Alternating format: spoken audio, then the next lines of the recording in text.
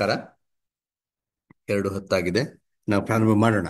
ಯಾರ್ಯಾರ ಸ್ನೇಹಿತರು ಜಾಯಿನ್ ಆಗ್ತಾರೆ, ಅವ್ರಿಗೆ ಏನು ವಿಷಯ ಮುಟ್ತು ಅಂತೇಳಿ ನೀವು ಹೇಳಿ, ಅಥವಾ ಅವ್ರಿಗೆ ನಾವು ಗ್ರೂಪಲ್ಲಿ ಏನು ಮಾಡಬೇಕು ಅಂತೇಳಿ ಒಂದು ಸಂಕ್ಷಿಪ್ತವಾಗಿ ಕಳಿಸ್ಕೊಳ್ಳೋಣ. ಬಹುಶಃ 3 ತಿಂಗಳಾದ್ಮೇಲೆ ನಾವು ಸೇರ್ತಾ ಇದ್ದೀವಿ ಅಂತ ಅನ್ಸುತ್ತೆ. ಅಕ್ಟೋಬರಲ್ಲಿ ಸೇರಿಲ್ಲ, ನವೆಂಬರಲ್ಲಿ ಸೇರಿಲ್ಲ, ಹಾಗಾಗಿ ಇದು ಡಿಸೆಂಬರಲ್ಲಿ. ಉದ್ದೇಶ ಏನು? ಅಕ್ಟೋಬರಲ್ಲಿ ನಮಗೆ ರಜೆ ಇತ್ತು. ಆ ರಜದಲ್ಲಿ ನಿಮಗೆ ಮತ್ತೆ ಸಂಚಲನ ಮಾಡಲಿಕ್ಕೆ ಅವಕಾಶ ಇರಲಿಲ್ಲ, ಹಾಗಾಗಿ ನಿಮ್ಮ ಹತ್ರ ಮಾತಾಡಿರಲಿಲ್ಲ. ಅದಾದ್ಮೇಲೆ ನಾವು ನೇರವಾಗಿ ಮುಖಾಮುಖಿಯಾಗಿ ಆ, ಸೇರಿದ್ವಿ. ಏನೆಲ್ಲ ಮಾಡಬೇಕಾಗತ್ತೆ ಅಂತೇಳಿ ಮಾತಾಡಿದ್ವಿ. ಒಂದು ಚಿಕ್ಕದಾಗಿ ನಾವೊಂದು ಆ, ಭೇಟಿ ಮಾಡಿ ಹೇಗೆ ನಾವು 21ನೇ ಶತಮಾನದ ಕೌಶಲ್ಯಗಳನ್ನ ತಗೊಂಡು ಹೋಗ್ಬೋದು ಅನ್ನೋದ್ರ ಬಗ್ಗೆ ಚರ್ಚೆ ಮಾಡಿದ್ವಿ. ಇದು ಸಂಚಲನಕ್ಕೆ ಹೊರತಾಗಿ ಯಾಕೆ ಮಾಡ್ತಾ ಇದ್ವಿ ಅಂದ್ರೆ, ಒಬ್ಬ ಸುಗಮಕಾರರು ಬರೀ ಪಾಠ ಏನ್ ಮಾಡ್ಬೇಕು ಅನ್ನೋದ್ರ ಬಗ್ಗೆ ಮಾತ್ರ ಅವ್ರನ್ನ ನಾವು ಆಮ್, ನೋಡ್ತಾ ಇಲ್ಲ. ನೀವು ನಿಮ್ಮ ಸುತ್ತಮುತ್ತ ಇರ್ತಕ್ಕಂಥ 20-25 ಜನಕ್ಕೆ ಮಾತ್ರ ನೀವು ಆಯಾ ಸಂಚಲನದಲ್ಲಿ ಬರ್ತಕ್ಕಂಥ ಕ್ಲಿಷ್ಟಾಂಶಗಳು ಹೇಳ್ಕೊಡಿ, ಅವ್ರಿಗೆ ಈ ವಿಷಯನ ಹೇಗೆ ಪಾಠ ಮಾಡಬೇಕು ಅಂತ ಹೇಳ್ಕೊಳ್ಳಿ, ಬೇರೆ ಬೋಧನಾ ವಿಧಾನ ಹೇಳ್ಕೊಡಿ ಅಂತ ಹೇಳ್ತಿಲ್ಲ. ಆ ಸುಗಮಕಾರರನ್ನ ಒಂದು ಜಿಲ್ಲೆ ಮತ್ತೆ ಬ್ಲಾಕ್ನ ಸಂಪನ್ಮೂಲ ತಂಡವಾಗಿ ನೋಡ್ತಾ ಇದ್ದೀವಿ. ಆ ಸಂಪನ್ಮೂಲ ತಂಡ ಬರೀ ವಿಷಯವಾರು ಮಾತ್ರ ತಿಳ್ಕೋಬಾರ್ದು, ಸುತ್ತಮುತ್ತ ನಡೀತಾ ಇರ್ತಕ್ಕಂಥ ಹೊಸ ವಿಷಯಗಳ ಬಗ್ಗೆ, ಅಂದ್ರೆ 21ನೇ ಶತಮಾನದ ಕೌಶಲ್ಯಗಳ ಬಗ್ಗೆ, ಅಥವಾ NEP ಬಗ್ಗೆ, ಈಗ ನಡೀತಾ ಇರ್ತಕ್ಕಂಥ ಪರಕ್ನ ಬಗ್ಗೆ, ಅಥವಾ ಒಂದು ಏನೋ ಹೊಸದಾಗಿ ನಮ್ಗೇನು ಅಸೆಸ್ಮೆಂಟ್ಸ್ ಮತ್ತೆ ಎವ್ಯಾಲ್ಯೂಯೇಷನ್ ಏನು ನಡೀತಾ ಇದೆ ಭಾರತದಲ್ಲಿ, ಅದರ ಬಗ್ಗೆ. ಸೊ ಒಂದು ಬ್ಲಾಕ್ಗೆ ನೆರವು ನೀಡಕ್ಕೆ ಯಾರಿದ್ದಾರೆ ಅಂದ ತಕ್ಷಣ ನಾವು ನಮ್ಮ ಟೀಚರ್ ಮೆಂಟರ್ಸ್ ಇದ್ದಾರೆ ಅಂತ ಹೇಳ್ಬೇಕು ಅಂದ್ರೆ ಅವರ ಸಾಮರ್ಥ್ಯ ಅಭಿವೃದ್ಧಿ ಮಾಡ್ತಕ್ಕಂಥದ್ದಕ್ಕೆ ಏನೆಲ್ಲ ಮಾಡ್ಬೋದು ಅಂತೇಳಿ ಯೋಚನೆ ಮಾಡ್ತಾ ಇದ್ದೀವಿ. ಅದು ಒಂದೊಂದ್ಸರಿ ಒತ್ತಡನೂ ಆಗ್ಬೋದು. ನೀವು ಆ ತರಬೇತಿಯಲ್ಲಿ ಇರ್ತೀವಿ, ಈ ತರಬೇತಿ ಕರೀತಾರೆ, ಇನ್ನೊಂದು ತರಬೇತಿಯಲ್ಲಿ ಇರ್ತೀವಿ ಅಂತ ಹೇಳಿ. ಆದರೆ ಆ ಇಲಾಖೆ ನಡೆಯೋದೇ ಹೀಗೆ. ಅಂದ್ರೆ ನಮ್ಮ ಸಾಮರ್ಥ್ಯ ಅಭಿವೃದ್ಧಿನ ಎಲ್ಲೆಲ್ಲಿ ಮಾಡ್ಕೋಬೇಕು ಅಂತ ಅವಕಾಶ ಇರುತ್ತೋ ಅಲ್ಲಿ ಮಾಡ್ಕೋತೀವಿ. ಮತ್ತೆ ನಮ್ಮ ನೆರವನ್ನ ಬಯಸಿ ಬರ್ತಕ್ಕಂಥ ಶಿಕ್ಷಕರಿಗೆ, ಸಂಚಲನದಲ್ಲಿ ಬರ್ತಕ್ಕಂಥವ್ರಿಗೆ ಏನೇನು ಅಗತ್ಯ ಇದೆ ಅದನ್ನ ಹೇಳ್ಕೊಡ್ಲಿಕ್ಕೆ ಪ್ರಯತ್ನ ಪಡ್ತೀವಿ. ಕೆಲವೊಬ್ಬರಿಗೆ ಎಲ್ಲ ಶಿಕ್ಷಕರು ನಿಮಗೆ ಸಹಕಾರ ಕೊಡ್ಬೋದು, ಕಲಿಬೋದು. ಕೆಲವು ಕಡೆ ಅರ್ಧ ಜನ ನಿಮ್ಮ ಜೊತೆ ಕಲಿಬೋದು, ಅರ್ಧ ಜನ ನಮ್ಗೆ ಏನಕ್ಕಿದು ಅಂತ ಅನ್ಸ್ಬೋದು. ಕೆಲವು ಕಡೆ ಅಂತೂ ಏನ್ ಇದನ್ನ ನಾವಾಗ್ಲೇ ಕಲ್ತಾಗಿದೆ, ಇದನ್ನ ಯಾಕೆ ಹೇಳ್ತಿದ್ರ ಅಂತ ಅನ್ಬೋದು. ಆದ್ರೆ ಕಲಿಕೆಯ ಇದು ಒಂದು ನಮ್ಮ ತರಗತಿ ಪ್ರಕ್ರಿಯೆ ತರನೇ ಇರುತ್ತೆ. ಕೆಲವೊಂದು ಮಕ್ಕಳು ಮುಂದಿರ್ತವೆ, ಕೆಲವೊಂದು ಮಕ್ಕಳು ಹಿಂದಿರ್ತವೆ, ಕೆಲವೊಂದು ಮಕ್ಕಳು ಆಸಕ್ತಿ ತೋರ್ಸಲ್ಲ. ಅದನ್ನೆಲ್ಲ ಈಗಾಗಲೇ ನಿಮ್ಗೆ ಅರ್ಥ ಆಗಿದೆ, ಮತ್ತೆ ಅದನ್ನು ತಗೊಂಡು ಹೋಗ್ತಾ ಇದ್ದೀರಿ. ಹಾಗಾಗಿ ಈಗ ಮತ್ತೊಮ್ಮೆ ನಾವು ಅಂದ್ರೆ ಶಿಕ್ಷಕ ಸುಗಮಕಾರರ ಕೈಪಿಡಿನ ಮತ್ತೆ ಹಿಡ್ಕೊಂಡು, ಈಗ ನವೆಂಬರ್ನಲ್ಲಿ ಆಗಿರ್ತಕ್ಕಂಥದ್ರಲ್ಲಿ ಎಷ್ಟು ಜನ ತರಗತಿಗೆ ಹೋಗಿ ಪಾಠ ಮಾಡಿದ್ದಾರೆ ನಿಜ ಗೊತ್ತಿಲ್ಲ. ತುಂಬಾ ಜನ ತರಬೇತಿಲಿದ್ದಾರೆ. ಆ ಆ ಪಾಠಗಳು ಮಾಡಿದಾಗ ಏನ್ ಕಷ್ಟಗಳಾಯ್ತು, ಅಥವಾ ಯಾವ ಪಾಠಗಳನ್ನ ಡಿಸೆಂಬರ್ಗೆ ಇಟ್ಕೊಂಡಿದ್ದಾರೆ, ಅಥವಾ ಈ ಡಿಸೆಂಬರ್ ಇಂದ ಮುಂದೆ ಜನವರಿ 3ನೇ ವಾರದವರೆಗೂ ಏನೆಲ್ಲ ಮಾಡ್ತಾರೆ ಅಂತೇಳಿ. ಈಗ ಇದೊಂದು ಸಂಕ್ರಮಣ ಕಾಲ ನಮಗೆ ಡಿಸೆಂಬರ್ ಅಂದ್ರೆ. ನವೆಂಬರಲ್ಲಿ ಏನ್ ಮಾಡಿದ್ದಾರೆ ಅನ್ನೋದ್ರ ಬಗ್ಗೆ ಸ್ಪಷ್ಟವಾಗಿ ನಿಮಗೆ ಗೊತ್ತಿಲ್ಲ.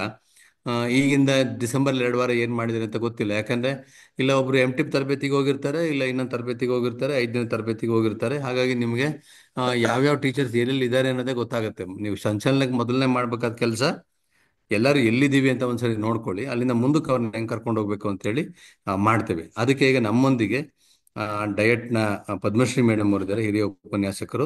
ಅವರು ನಿಮ್ಮನ್ನ ಕುರಿತು ಮಾತಾಡ್ತಾರೆ. ಅದಾದ್ಮೇಲೆ CWC ತಂಡ ವಿಷಯವಾರು ನಿಮ್ಮ ಜೊತೆ ಚರ್ಚೆ ಮಾಡುತ್ತೆ. ಶಿಕ್ಷಕ ಸುಗಮಕಾರ ಕೈಪಿಡಿಯಲ್ಲಿ ಏನೇನಿದೆ, ಅದನ್ನ ಏನೇನ್ ಮಾಡಬೇಕು, ನಾವು ನಿಮ್ ಜೊತೆಗೆ ಏನ್ ಹಂಚ್ಕೋತೀವಿ ಅಂತ ಹೇಳಿ. ಅದಕ್ಕೆ ಮುಂಚೆ ಈಗಾಗಲೇ ನಿಮ್ಗೆ ಪೂರ್ವ ರಸಪ್ರಶ್ನೆಗಳನ್ನ ಕಳಿಸ್ಕೊಟ್ಟಿದ್ದಾರೆ. ಅದನ್ನ ಎಲ್ಲ ಶಿಕ್ಷಕರಿಗೆ ಒಂದ್ಸರಿ ಮಾಡಕ್ ಹೇಳಿ. ಒಟ್ಟಾರೆ ಈ ಕಲಿಕೆಯ ಪ್ರಕ್ರಿಯೆನ ಹೇಗೆ ತಗೊಂಡು ಹೋಗ್ಬೇಕು ಅನ್ನೋದ್ರ ಬಗ್ಗೆ ಇನ್ನೊಂದಷ್ಟು ಚಿಂತನೆ ಮಾಡ್ಲಿಕ್ಕೆ ನಮ್ಗೆ ಇನ್ನೂ 1 ಗಂಟೆ ಕಾಲಾವಕಾಶ ಇದೆ. ಅದನ್ನ ಸದ್ಬಳಕೆ ಮಾಡ್ಕೊಳ್ಳಿ ಅಂತ ಕೇಳ್ತಾ, ನಮ್ಮ ತುಮಕೂರು ಡಯಟ್ನ ಹಿರಿಯ ಉಪನ್ಯಾಸಕರಾದ ಪದ್ಮಜ ಮೇಡಮ್ ಅವ್ರನ್ನ ನಿಮ್ಮನ್ನ ಕುರಿತು ಮಾತಾಡಬೇಕು ಅಂತ ಹೇಳಿ ಕೇಳ್ಕೊತೀನಿ. ಧನ್ಯವಾದಗಳು.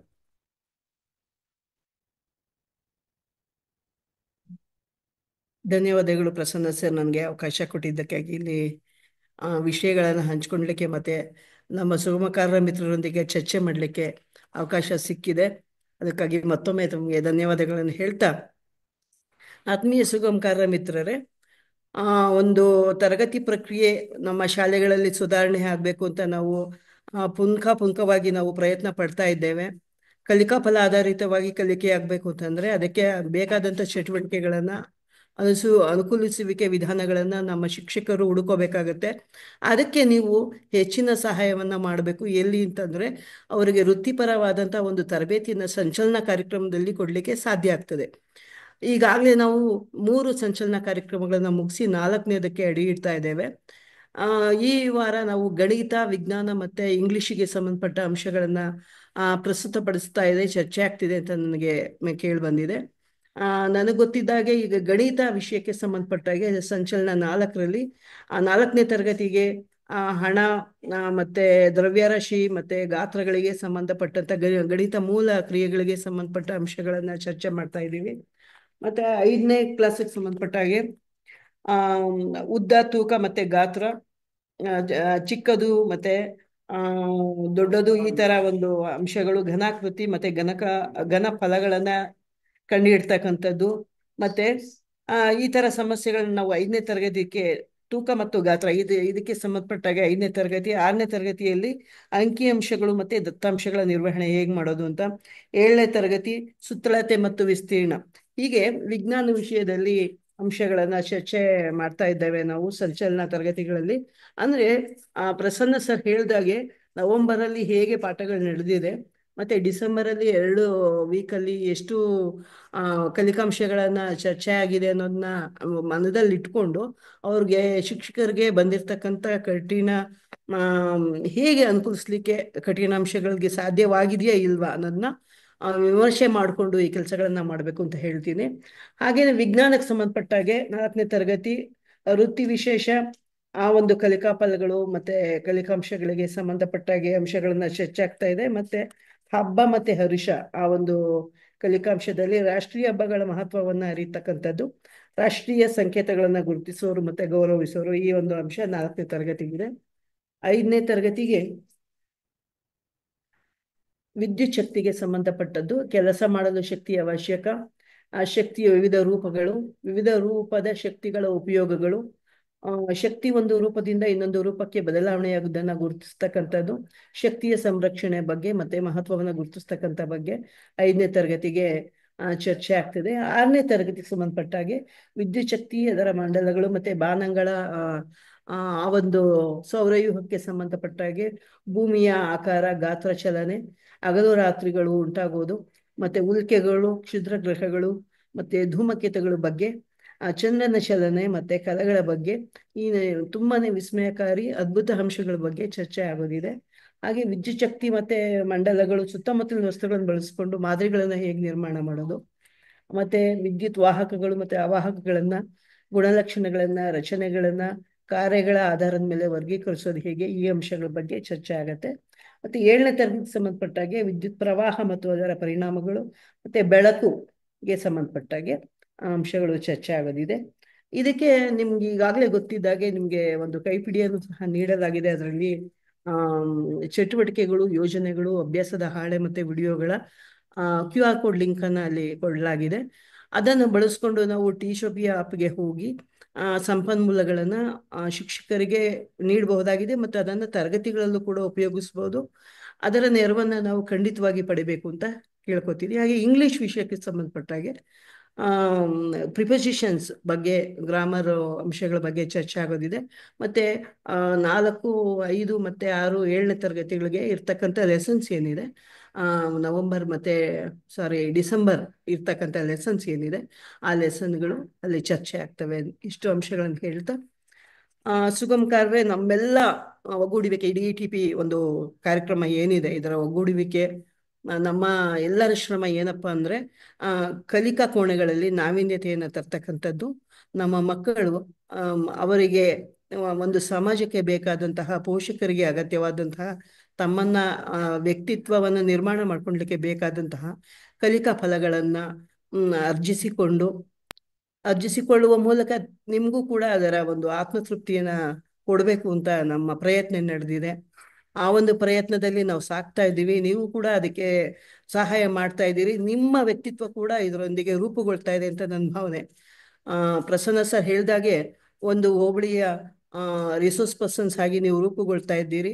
ನಿಮ್ಮನ್ನ ನೀವು ಬೆಳೆಸ್ಕೋತಾ ನಮ್ಮ ತರಗತಿ ಕೋಣೆಗಳನ್ನ ನಾವು ತುಂಬ ಚೆನ್ನಾಗಿ ನಲಿಯುತ್ತಾ ಕಲಿಯುವ ಒಂದು ಕೋಣೆಗಳನ್ನಾಗಿ, ಅನುಭವಾತ್ಮಕವಾಗಿ ಜ್ಞಾನವನ್ನ ಕಟ್ಟಿಕೊಳ್ಳುವ ಒಂದು ಕೇಂದ್ರಗಳನ್ನಾಗಿ ಮಾಡೋಣ ಅಂತ ಆಶಿಸುತ್ತಾ ಈ ಮಾತುಗಳಿಗೆ ಆಡ್ಲಿಕ್ಕೆ ಅವಕಾಶ ಕೊಟ್ಟಂತಹ DETP ತಂಡ ಅಥವಾ CWC ತಂಡ ಏನಿದೆ ಅವರಿಗೆ ವಂದನೆಗಳನ್ನು ಸಲ್ಲಿಸ್ತಾ ಮಾತುಗಳನ್ನು ಮುಗಿಸ್ತೇನೆ. ವಂದನೆಗಳು. ಧನ್ಯವಾದಗಳು ಮೇಡಮ್. ಆಮ್, ಇನ್ನೊಂದು ವಿಷಯ ಇದರಲ್ಲಿ ನಾನು ಸ್ಪಷ್ಟಪಡಿಸಬೇಕಾಗಿದೆ. ಬಹಳಷ್ಟು ಜನಕ್ಕೆ ಇದೊಂದು ಗೊಂದಲ ಇದೆ. ಈ ಶನಿವಾರ ಕನ್ನಡ ಸಾಹಿತ್ಯ ಸಮ್ಮೇಳನ ನಡೆಯುತ್ತೆ, ಪಾರ್ಟಿಸಿಪೆಂಟ್ಸ್ ಬರ್ತಾರಾ ಬರಲ್ವಾ, ಯಾರು ಇರ್ತಾರೋ ಅಂತ ಹೇಳಿ. ಯಾರ್ಯಾರು ರಿಜಿಸ್ಟರ್ ಆಗಿದ್ದಾರೆ ಅವರು ಸಾಹಿತ್ಯ ಸಮ್ಮೇಳನಕ್ಕೆ ಹೋಗ್ತಾರೆ, ತೊಂದರೆ ಇಲ್ಲ. ಯಾರು ಇರ್ತಾರೆ ಅವ್ರಿಗೆ ನಾವು ಪಾಠ ಮಾಡೋಣ. ಯಾರಿಗೆ ಪಾಠ ಅಂದ್ರೆ ಬಂದಿಲ್ಲ ಸಂಚಲನಕ್ಕೆ, ಅವ್ರಿಗೆ ವಿಡಿಯೋ ಮತ್ತೆ ಬೇರೆ ಸಂಪನ್ಮೂಲ ಕಳಿಸೋ ವ್ಯವಸ್ಥೆನೂ ಮಾಡೋಣ. ಯಾವ ಆ, ಹೋಬಳಿನಲ್ಲಿ ಇಬ್ರು ಸುಗಮಕಾರರು ಸಾಹಿತ್ಯ ಪರಿಷತ್ ಸಭೆಗೆ ಹೋಗ್ತಾ ಇದ್ದೀರಿ, ಸಮ್ಮೇಳನಕ್ಕೆ ಹೋಗ್ತಾ ಇದ್ದೀರಿ, ಅದನ್ನ ದಯಮಾಡಿ BRCಗೆ ಮುಂಚಿತವಾಗಿ ತಿಳಿಸಿ ಒಂದು ಪರ್ಯಾಯ ವ್ಯವಸ್ಥೆ ಮಾಡಿಕೊಂಡು ಚರ್ಚೆನ ಸುಗಮ ಮಾಡ್ಲಿಕ್ಕೆ ಏನೆಲ್ಲ ಮಾಡ್ಬೋದು ಅನ್ನೋ ಒಂದು ಪರ್ಯಾವಲೋಚನೆ ಮಾಡ್ಲಿಕ್ಕೆ ಒಂದು ಅವಕಾಶ ಸಿಗುತ್ತೆ. ಹಾಗಾಗಿ ನಾವು ಆಗಲೇ ಹಿಂದಿನ ತಿಂಗಳು ತರಬೇತಿಯ ಕಾರಣದಿಂದ ನವೆಂಬರ್ ನಾವು ಮಾಡಿಲ್ಲ. ಹಾಗಾಗಿ ಡಿಸೆಂಬರ್ಲು ಕೂಡ ಮುಂದೆ ಹಾಕುವಂತ ಪ್ರಯತ್ನ ಮಾಡ್ಲಿಕ್ಕೆ ಆಗೋಲ್ಲ. ಈಗ ಮುಂದಿನ ಶನಿವಾರ ಮಾಡೋಣ ಅಂತಂದ್ರೆ ಬಹುತೇಕರು ನಾವು ರಜೆಗಳನ್ನ ಉಪಯೋಗಿಸ್ಕೋಬೇಕು ಅಂತ ಹೇಳಿ ರಜೆ ಹಾಕಿದ್ವಿ ಅಂತಂದ್ರೆ, ಅಥವಾ ನಾವು ಮಕ್ಕಳನ್ನ ಪ್ರವಾಸ ಕರ್ಕೊಂಡು ಹೋಗ್ಬೇಕು ಅಂತ ಅನ್ಕೊಂಡ್ವಿ, ಬೇರೆ ಏನೇನೋ ನಮ್ಮ ಪ್ಲಾನ್ಗಳಿದ್ದಾಗ ಅದು ಖಂಡಿತ ಕೈಗೂಡಲ್ಲ ಅಂತ ಹೇಳಿ ಡಯಟ್ ಅದನ್ನ ಮುಂದೂಡ್ಲಿಕ್ಕೆ ಆಗಿಲ್ಲ. ಹಾಗಾಗಿ ಎಷ್ಟು ಜನ ಇರ್ತೀವೋ ಅಷ್ಟು ಜನ ನಾವು ಏನು ಜ್ಞಾನ ಕಟ್ಕೋಬೇಕಾಗಿತ್ತು ಅದನ್ನ ಕಟ್ಕೊಳ್ಳೋಣ. ಒಂದು ರಚನಾತ್ಮಕವಾಗಿ ಮತ್ತು ಧನಾತ್ಮಕವಾಗಿ ಇದನ್ನು ನೋಡೋಣ. ಆಬ್ಸೆಂಟ್ ಆಗಿದ್ದವ್ರಿಗೆ ಹೇಗೆ ನಾವು ಬೆಂಬಲ ವ್ಯವಸ್ಥೆನ ಕೊಡ್ಬೋದು ಅನ್ನೋದನ್ನು ಕೂಡ ಮಾಡೋಣ ಅಂತ ಹೇಳ್ತಾ, CWC ತಂಡಕ್ಕೆ ಆ, ಆ, ಧನ್ಯವಾದನ ಹೇಳ್ತಾ ಅವ್ರನ್ನ ನಿಮ್ಗೆ ಈಗ ವಿಷಯವಾರು ನಿಮ್ಮನ್ನ ನಿಮ್ ಜೊತೆ ಕೂತು ಚರ್ಚೆ ಮಾಡಬೇಕು ಅಂತೇಳಿ ಆಹ್ವಾನಿಸ್ತೇನೆ. ನಮಸ್ಕಾರ.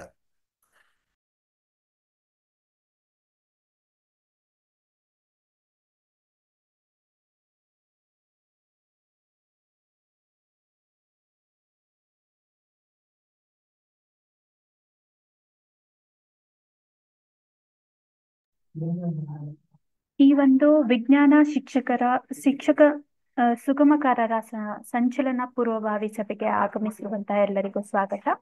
ಈ ದಿನ ನಾವು ಏನು ಈ ಡಿಸೆಂಬರ್ ಮಂತ್ ಅಲ್ಲಿ ಏನು ಸಂಚಲನ ಸಭೆ ಆಗುತ್ತೆ, ಅದು ಪೂರ್ವಭಾವಿ ಸಭೆಗೆ ಎಲ್ಲಿ ಏನೇನೆಲ್ಲ ನಾವು ವಿಷಯಗಳನ್ನ ಕುರಿತು ಮಾತಾಡ್ಬೇಕಾಗುತ್ತೆ ಅಂತ ನೋಡ್ತಾ ಹೋಗೋಣ. ಈ ದಿನ ನಾವು 4 ವಿಷಯಗಳ ಕುರಿತು ಚರ್ಚೆ ಮಾಡ್ತಾ ಹೋಗ್ತೀವಿ. ಮೊದಲನೆಯದಾಗಿ ಪೂರ್ವ ಪೂರ್ವ ಮತ್ತು ನಂತರದ ರಸಪ್ರಶ್ನೆಯ ಪ್ರಾಮುಖ್ಯತೆ. ಯಾಕೆ ಪ್ರೀ ಮತ್ತೆ ಪೋಸ್ಟ್ ಕ್ವಿಜ್ ಅನ್ನ ನಾವು ಫಿಲ್ ಮಾಡಬೇಕು, ಏನ್ ಕಾರಣಕ್ಕಾಗಿ ಆ ಒಂದು ಕ್ವಿಜ್ ಅನ್ನ ಮಾಡ್ತಾ ಇರೋದು ಅಂತ ನೋಡ್ತಾ ಹೋಗ್ತೀವಿ. ಅದ್ರ ಜೊತೆಗೆ ಜುಲೈ ಮಂತ್ ಅಲ್ಲಿ ಡಯಟ್ ಕಡೆಯಿಂದ ಒಂದು ಸಂಶೋಧನಾತ್ಮಕ ಅಧ್ಯಯನ ಆಗಿದೆ, ಅಂದ್ರೆ ಡಯಟ್ ರಿಸರ್ಚ್ ಸ್ಟಡಿ ಆಗಿದೆ. ಅದರ ರಿಸಲ್ಟ್ ಏನ್ ಬಂದಿದೆ, ಆ ರಿಸಲ್ಟ್ ಇಂದ ಆ ಲರ್ನಿಂಗ್ ಗ್ಯಾಪ್ ಅನ್ನ ನೋಡ್ಕೊಂಡು ನಾವು ಏನ್ ಮಾಡ್ಬೇಕಾಗುತ್ತೆ, ಆ ಒಂದು ಪರ್ಫಾರ್ಮೆನ್ಸ್ ಏನು ಇದೆ, ಎಲ್ಲಿ ಜಾಸ್ತಿ ಬಂದಿದೆ, ಎಲ್ಲಿ ಕಡಿಮೆ ಬಂದಿದ್ರೆ ಆ ಒಂದು ಗ್ಯಾಪ್ ಅನ್ನ ಹೇಗೆ ಕವರ್ ಮಾಡೋದು, ಹೇಗೆ ಇಂಪ್ರೂವ್ ಮಾಡೋದು ಮಕ್ಕಳನ್ನ ಆ ಒಂದು ಏರಿಯಾದಲ್ಲಿ ಅಂತ ನೋಡ್ತಾ ಹೋಗ್ತೀವಿ. ಅದ್ರ ಜೊತೆಗೆ ನಿಮ್ಗಾಗ್ಲೇ ಹ್ಯಾಂಡ್ ಬುಕ್ ನ ನೀಡಲಾಗಿದೆ, ಸಂಚಲನ ಹ್ಯಾಂಡ್ ಬುಕ್ ಅಂತ. ಅದರಲ್ಲಿರುವಂತಹ ಈ ಮಂತ್ಗೆ ಬರುವಂತಹ ಕೈಪಿಡಿಯ ಚಟುವಟಿಕೆಗಳನ್ನ ಕುರಿತು ಚರ್ಚೆ ಮಾಡೋಣ. ಅದ್ರ ಜೊತೆಗೆ ಮೌಲ್ಯಮಾಪನ. ನಾವ್ ಏನೇ ಒಂದು ಕಲಿಕೆ ಆಗ್ತಾ ಇದೆ ಅಂದ್ರೆ ಅಲ್ಲಿ ಮೌಲ್ಯಮಾಪನ ತುಂಬಾನೇ ಇಂಪಾರ್ಟೆಂಟ್ ಆಗುತ್ತೆ. ಸೊ ಯಾವ ರೀತಿ ಮೌಲ್ಯಮಾಪನ ಅಂದ್ರೆ ಏನೇನೆಲ್ಲ ಲೆವೆಲ್ಸ್ ಇದಾವೆ ಅದರಲ್ಲಿ, ಮತ್ತೆ ಹೇಗೆ ಮೌಲ್ಯಮಾಪನ ಮಾಡೋದು, ಯಾವ ರೀತಿಯ ಪ್ರಶ್ನೆಗಳನ್ನ ನಾವು ಕ್ರಿಯೇಟ್ ಮಾಡ್ಬೋದು ಅಂತ ನೋಡ್ತಾ ಹೋಗೋಣ. ಮೊದಲನೆಯದಾಗಿ pre quiz and post quiz ಅಂತ ಏನ್ ನಾವು ತಗೊಂತಾ ಇದ್ದೀವಿ, ಅದ್ರಲ್ಲಿ ಯಾಕೆ ಈ ಪ್ರೀ ಕ್ವಿಜ್ ನ ಕೊಡ್ತಾ ಇದ್ದಾರೆ, ಯಾಕೆ ನಾನು ಆಸ್ ಅ ಟೀಚರ್ ಆಗಿರ್ಬೋದು ನಾನು ಈ ಒಂದು ಪ್ರೀ ಕ್ವಿಜ್ ನ ಅಟೆಂಡ್ ಮಾಡಬೇಕು ಅಂತ ನೋಡೋದಾದ್ರೆ, ನಾವು ಪ್ರೀ ಕ್ವಿಜ್ ಅಲ್ಲಿ ಕೆಲವೊಂದು ಸೆಟ್ ಆಫ್ ಕ್ವೆಶನ್ಸ್ ಅನ್ನ ಕೇಳಿರ್ತೀವಿ. ಆ ಕ್ವೆಶನ್ಸ್ ಅನ್ನ ನೀವು ಫಿಲ್ ಮಾಡಿದ್ಮೇಲೆ ಅದನ್ನ ಅನಲೈಸ್ ಮಾಡಿಬಿಟ್ಟು ಈ ಒಂದು ಏರಿಯಾದಲ್ಲಿ ಟೀಚರ್ಗೆ ನೀಡ್ ಇದೆ, ಟೀಚರ್ಸು ಲೋ ಪರ್ಫಾರ್ಮ್ ಮಾಡಿದ್ದಾರೆ, ಈ ಏರಿಯಾದಲ್ಲಿ ತುಂಬಾ ಚೆನ್ನಾಗಿ ಪರ್ಫಾರ್ಮ್ ಮಾಡಿದ್ದಾರೆ ಅನ್ನೋದು ನಮಗೆ ಅದರಿಂದ ಅನಲೈಸ್ ಮಾಡಿಕೊಂಡು ನಮ್ಮ ಈ ದಿನ ವೆಬಿನಾರ್ ಏನ್ ನಡೆಯುತ್ತೆ, ಇದ್ರ ಸಂಚಲನ ಸಭೆಗಳೇನ್ ನಡೆಯುತ್ತೆ ಅಲ್ಲಿ ಆ ಲೋ ಪರ್ಫಾರ್ಮ್ ಮಾಡಿರುವಂತಹ ವಿಷಯ ಕುರಿತು ಚರ್ಚೆ ಮಾಡ್ಬೋದಾಗಿದೆ. ಆ ಒಂದು ಕಾರಣಕ್ಕಾಗಿ ಈ ಒಂದು ಪ್ರೀ ಕ್ವಿಜ್ ಅನ್ನ ಮಾಡಲಾಗೋದು. ಅಂದ್ರೆ ಪ್ರೀ ಕ್ವಿಜ್ ಅಟೆಂಡ್ ಮಾಡ್ಲಿಲ್ಲ ಅಂದ್ರೆ ನಮ್ಗೆ ಎಲ್ಲಿ ಬಾಟಮ್ ಏನಿದೆ ಅಂದ್ರೆ ಆ ಲೆವೆಲ್ ಎಲ್ಲಿದ್ದಾರೆ ಅಂತ ನಮ್ಗೆ ಗೊತ್ತಾಗೋದೇ ಇಲ್ಲ. ಅದು ಗೊತ್ತಾದಾಗ ಮಾತ್ರ ನಾವು ನಮ್ಗೆ ಆ ಒಂದು ಸಭೆಯ ದಿನ ಆ ಒಂದು ವಿಷಯ ಕುರಿತು ಚರ್ಚೆ ಮಾಡೋದಕ್ಕೆ ಸಾಧ್ಯ ಆಗುತ್ತೆ. ಆದ್ದರಿಂದ ಎಲ್ಲರೂ ಪ್ರೀ ಕ್ವಿಜ್ ಅನ್ನ ಅಟೆಂಡ್ ಮಾಡ್ಬೇಕು ಅಂತ ಕೇಳ್ಕೊಂತೀನಿ. ಆಯ್ತು, ಈ ಒಂದು ಸಂಚಲನ ಸಭೆ ಆದ್ಮೇಲೆ ಎಲ್ಲರಿಗೂ ಕೂಡ ಪೋಸ್ಟ್ ಕ್ವಿಜ್ ಅನ್ನ ಕಳಿಸಲಾಗುತ್ತೆ. ಏನ್ ಕಾರಣಕ್ಕೆ ಪೋಸ್ಟ್ ಕ್ವಿಜ್ ಫಿಲ್ ಮಾಡಬೇಕು, ಫಿಲ್ ಮಾಡೋದ್ರಿಂದ ಏನಾಗುತ್ತೆ, ಯಾವ ಒಂದು ರೀಸನ್ಗೋಸ್ಕರ ಈ ಒಂದು ಪೋಸ್ಟ್ ಕ್ವಿಜ್ ಅನ್ನ ಮಾಡಲಾಗ್ತಿದೆ ಅಂತ ನೋಡೋದಾದ್ರೆ, ನಾವಿವಾಗ ಉದಾಹರಣೆಗೆ ಸೆಪ್ಟೆಂಬರ್ ಮಂತಲ್ಲಿ ಈ ಸಂಚಲನ ಸಭೆಗಳಾಯಿತು. ಈ ಸಂಚಲನ ಸಭೆ ಆದಮೇಲೆ ಅಂದರೆ ಯಾವುದೇ ಒಂದು ವೆಬಿನಾರ್ ಅಥವಾ ಸಭೆ ಏನಾಗ್ತಾ ಇದೆ ಆ ಸಭೆಗೂ ಮುಂಚೆ ಪ್ರೀ ತಗೊಂಡಿರ್ತೀವಿ, ಮತ್ತೆ ಪೋಸ್ಟ್ ಮಾಡಿದಾಗ ಆ ವೆಬಿನಾರಲ್ಲಿ ನಾವು ಅದನ್ನು ಅಡ್ರೆಸ್ ಮಾಡಿರ್ತೀವಿ. ಲೋ ಪರ್ಫಾರ್ಮೆನ್ಸ್ ಇರೋದನ್ನು ಅಡ್ರೆಸ್ ಮಾಡಿದ್ಮೇಲೆ ಆ ಒಂದು ಪಾರ್ಟಿಸಿಪೆಂಟ್ಸ್ದು ಹೇಗಿದೆ, ಅವ್ರದ್ದು ಪರ್ಫಾರ್ಮೆನ್ಸ್ ಇಂಪ್ರೂವ್ ಆಗಿದೆಯಾ ಇಲ್ವಾ, ಏನಾದರೂ ಬೇರೆ ರೀತಿಯಾಗಿ ಒಂದು ಇದನ್ನು ವಿಷಯವನ್ನು ಕುರಿತು ಚರ್ಚೆ ಮಾಡಬೇಕಾ, ಏನು ಮಾಡಿದ್ರೆ ಅದನ್ನು ಇಂಪ್ರೂವ್ ಮಾಡ್ಬೋದು ಅಂತ ತಿಳ್ಕೊಳ್ಳೋದಕ್ಕೆ ನಮಗೆ ಲರ್ನಿಂಗ್ ಗ್ಯಾಪ್ನ ಅಗತ್ಯ ತುಂಬಾನೇ ಇದೆ. ಆ ಒಂದು ಲರ್ನಿಂಗ್ ಗ್ಯಾಪ್ ಗೊತ್ತಾದಾಗ ಮಾತ್ರ ನಾವು ಅದನ್ನು ನೆಕ್ಸ್ಟ್ ಮುಂದಿನ ಸಭೆಗಳಲ್ಲಿ, ಉದಾಹರಣೆಗೆ ಇವಾಗ ಡಿಸೆಂಬರ್ ಇದೆ ಅಲ್ಲ, ಮತ್ತೆ ನೆಕ್ಸ್ಟ್ ಯಾವಾಗ ಈ ಒಂದು ಸಂಚಲನ ಸಭೆ ಇರುತ್ತೆ ಆ ಒಂದು ಸಂಚಲನ ಸಭೆ ಇದ್ದಾಗ ನಾವು ಈ ಒಂದು ಏರಿಯಾಗಳನ್ನು ಫೋಕಸ್ ಮಾಡಿ ಆ ಏರಿಯಾ ಮೇಲೆ ವರ್ಕ್ ಮಾಡ್ತಾ ಹೋಗ್ಬೋದು. ಅದಕ್ಕೋಸ್ಕರ ದಯವಿಟ್ಟು ಎಲ್ಲರೂ ಪ್ರೀ ಕ್ವಿಜ್ ಮತ್ತು ಪೋಸ್ಟ್ ಕ್ವಿಝನ್ನು ಫಿಲ್ ಮಾಡಬೇಕು ಅಂತ ರಿಕ್ವೆಸ್ಟ್ ಮಾಡ್ತೀನಿ. ಲಾಸ್ಟ್ ಸಂಚಲನ ಸಭೆ ಏನು ಅಂದರೆ ನಾವು ಸೆಪ್ಟೆಂಬರ್ ಮಂತಲ್ಲಿ ಆಯಿತು, ಅದರಲ್ಲಿ ಸುಮಾರು 534 ಟೀಚರ್ಸು ಪ್ರೀ ಕ್ವಿಝನ್ನು ಅಟೆಂಡ್ ಮಾಡಿದರು, ಮತ್ತು 253 ಟೀಚರ್ಸ್ ಏನಾಗಿದ್ದಾರೆ ಪೋಸ್ಟ್ ಕ್ವಿಝನ್ನು ಅಟೆಂಡ್ ಮಾಡಿದ್ರು. ಈಗ ಇಲ್ಲಿ ನಾವು ನೋಡ್ತಾ ಇರೋದೇನು ಅಂತ ಅಂದರೆ ಪ್ರೀ ಕ್ವಿಝ್ ಮತ್ತು ಪೋಸ್ಟ್ ಕ್ವಿಝ್ನ ಅಟೆಂಡ್ ಮಾಡಿರುವಂಥವ್ರು ಎಷ್ಟು ಜನ ಪಾರ್ಟಿಸಿಪೆಂಟ್ಸು ಪ್ರೀ ಕ್ವಿಝನ್ನು ತಗೊಂಡಿದ್ದಾರೆ ಮತ್ತು ಎಷ್ಟು ಜನ ಪಾರ್ಟಿಸಿಪೆಂಟ್ಸು ಪೋಸ್ಟ್ ಕ್ವಿಝನ್ನು ತಗೊಂಡಿದ್ದಾರೆ ಅಂತ ನೋಡ್ತಾ ಹೋಗ್ತಿದ್ವಿ. ಈಗ ಈ ಒಂದು ಚಾಟ್ ಬಾಕ್ಸಲ್ಲಿ ಯಾರು ಹೆಚ್ಚು ಪ್ರೀ ಕ್ವಿಝ್ನ ತಗೊಂಡಿದ್ದಾರೆ ಮತ್ತು ಯಾರು ಪೋಸ್ಟ್ ಕ್ವಿಝ್ನ ಹೆಚ್ಚು ಸಂಖ್ಯೆಯಲ್ಲಿ ತಗೊಂಡಿದ್ದಾರೆ ಅಂತ ಹೇಳೋಕ್ಕಾಗತ್ತಾ? ಯಾವ ಒಂದು ಬ್ಲಾಕ್ ಇಲ್ಲಿ ತುಮಕೂರು ಎಜುಕೇಷನಲ್ ಡಿಸ್ಟ್ರಿಕ್ಟ್ ಮತ್ತು ಮಧುಗಿರಿ ಎಜುಕೇಷನಲ್ ಡಿಸ್ಟ್ರಿಕ್ಟ್ ಎರಡೂ ಡಿಸ್ಟಿಕ್ಕಿನ 10 ಬ್ಲಾಕ್ಗಳೇನಿದ್ದಾವೆ ಆ 10 ಬ್ಲಾಕಲ್ಲಿ ಎಷ್ಟು ಪಾರ್ಟಿಸಿಪೆಂಟ್ಸು ಪ್ರೀ ಕ್ವಿಝನ್ನು ತಗೊಂಡಿದ್ದಾರೆ ಮತ್ತು ಎಷ್ಟು ಪೋಸ್ಟ್ ಕ್ವಿಝನ್ನು ತಗೊಂಡಿದ್ದಾರೆ ಅಂತ ನೋಡಿದ್ವಿ. ಇದರಲ್ಲಿ ಯಾರು ಹೆಚ್ಚು ಪಾರ್ಟಿಸಿಪೆಂಟ್ಸ್, ಯಾವ ಒಂದು ಬ್ಲಾಕಲ್ಲಿ ಈ ಒಂದು ಪಾರ್ಟಿಸಿಪೇಷನ್ ಜಾಸ್ತಿ ಇದೆ?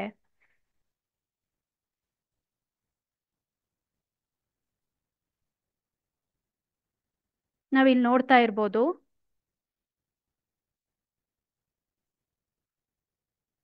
ಸಿಎನಹಳ್ಳಿ ಬ್ಲಾಕ್ ಅವ್ರು ಇರ್ಬೋದು, ಗುಬ್ಬಿ ಇದೆ, ಕೊರಟಗೆರೆ ಇದೆ, ಕುಣಿಗಲ್ ಇದೆ, ಮಧುಗಿರಿ ಇದೆ, ಪಾವಗಡ, ಶಿರಾ, ತಿಪ್ಟೂರು, ತುಮಕೂರು ಮತ್ತು ತುರುವೇಕೆರೆ ಈ ಎಲ್ಲ ಬ್ಲಾಕ್ಗಳಿಂದನೂ ಪ್ರೀ ಕ್ವಿಜ್ಗೆ ರೆಸ್ಪಾನ್ಸ್ ಬಂದಿದೆ ಮತ್ತು ಪೋಸ್ಟ್ ಕ್ವಿಜ್ಗೆ ರೆಸ್ಪಾಂಡ್ ಬಂದಿದೆ. ಇದು ಬಂದು ಸೆಪ್ಟೆಂಬರ್ ಮಂತ್ನ ಅನಾಲಿಸಿಸ್ ಅಂತಲೇ ಹೇಳ್ಬೋದು. ಇಷ್ಟು ಜನ ಪಾರ್ಟಿಸಿಪೆಂಟ್ಸು ಪ್ರೀ ತಗೊಂಡಿದ್ದಾರೆ, ಇಷ್ಟು ಜನ ಪಾರ್ಟಿಸಿಪೆಂಟ್ಸು ಪೋಸ್ಟ್ ಕ್ವಿಝನ್ನು ಅಟೆಂಡ್ ಮಾಡಿದ್ದಾರೆ ಅಂತ. ಸೊ ಇಲ್ಲಿ ನಾವು ನೋಡ್ತಾ ಇರ್ಬೋದು ತುಮಕೂರು ಏನಿದೆ, ತುಮಕೂರಲ್ಲಿ 88 ಜನ ಶಿಕ್ಷಕರು ಪ್ರೀ ಕ್ವಿಝನ್ನು ತಗೊಂಡಿದ್ದಾರೆ, ಮ್ಯಾಕ್ಸಿಮಮ್ ನಂಬರ್ ಆಫ್ ಪಾರ್ಟಿಸಿಪೆಂಟ್ಸ್ ಅಂತ ಹೇಳ್ಬೋದು.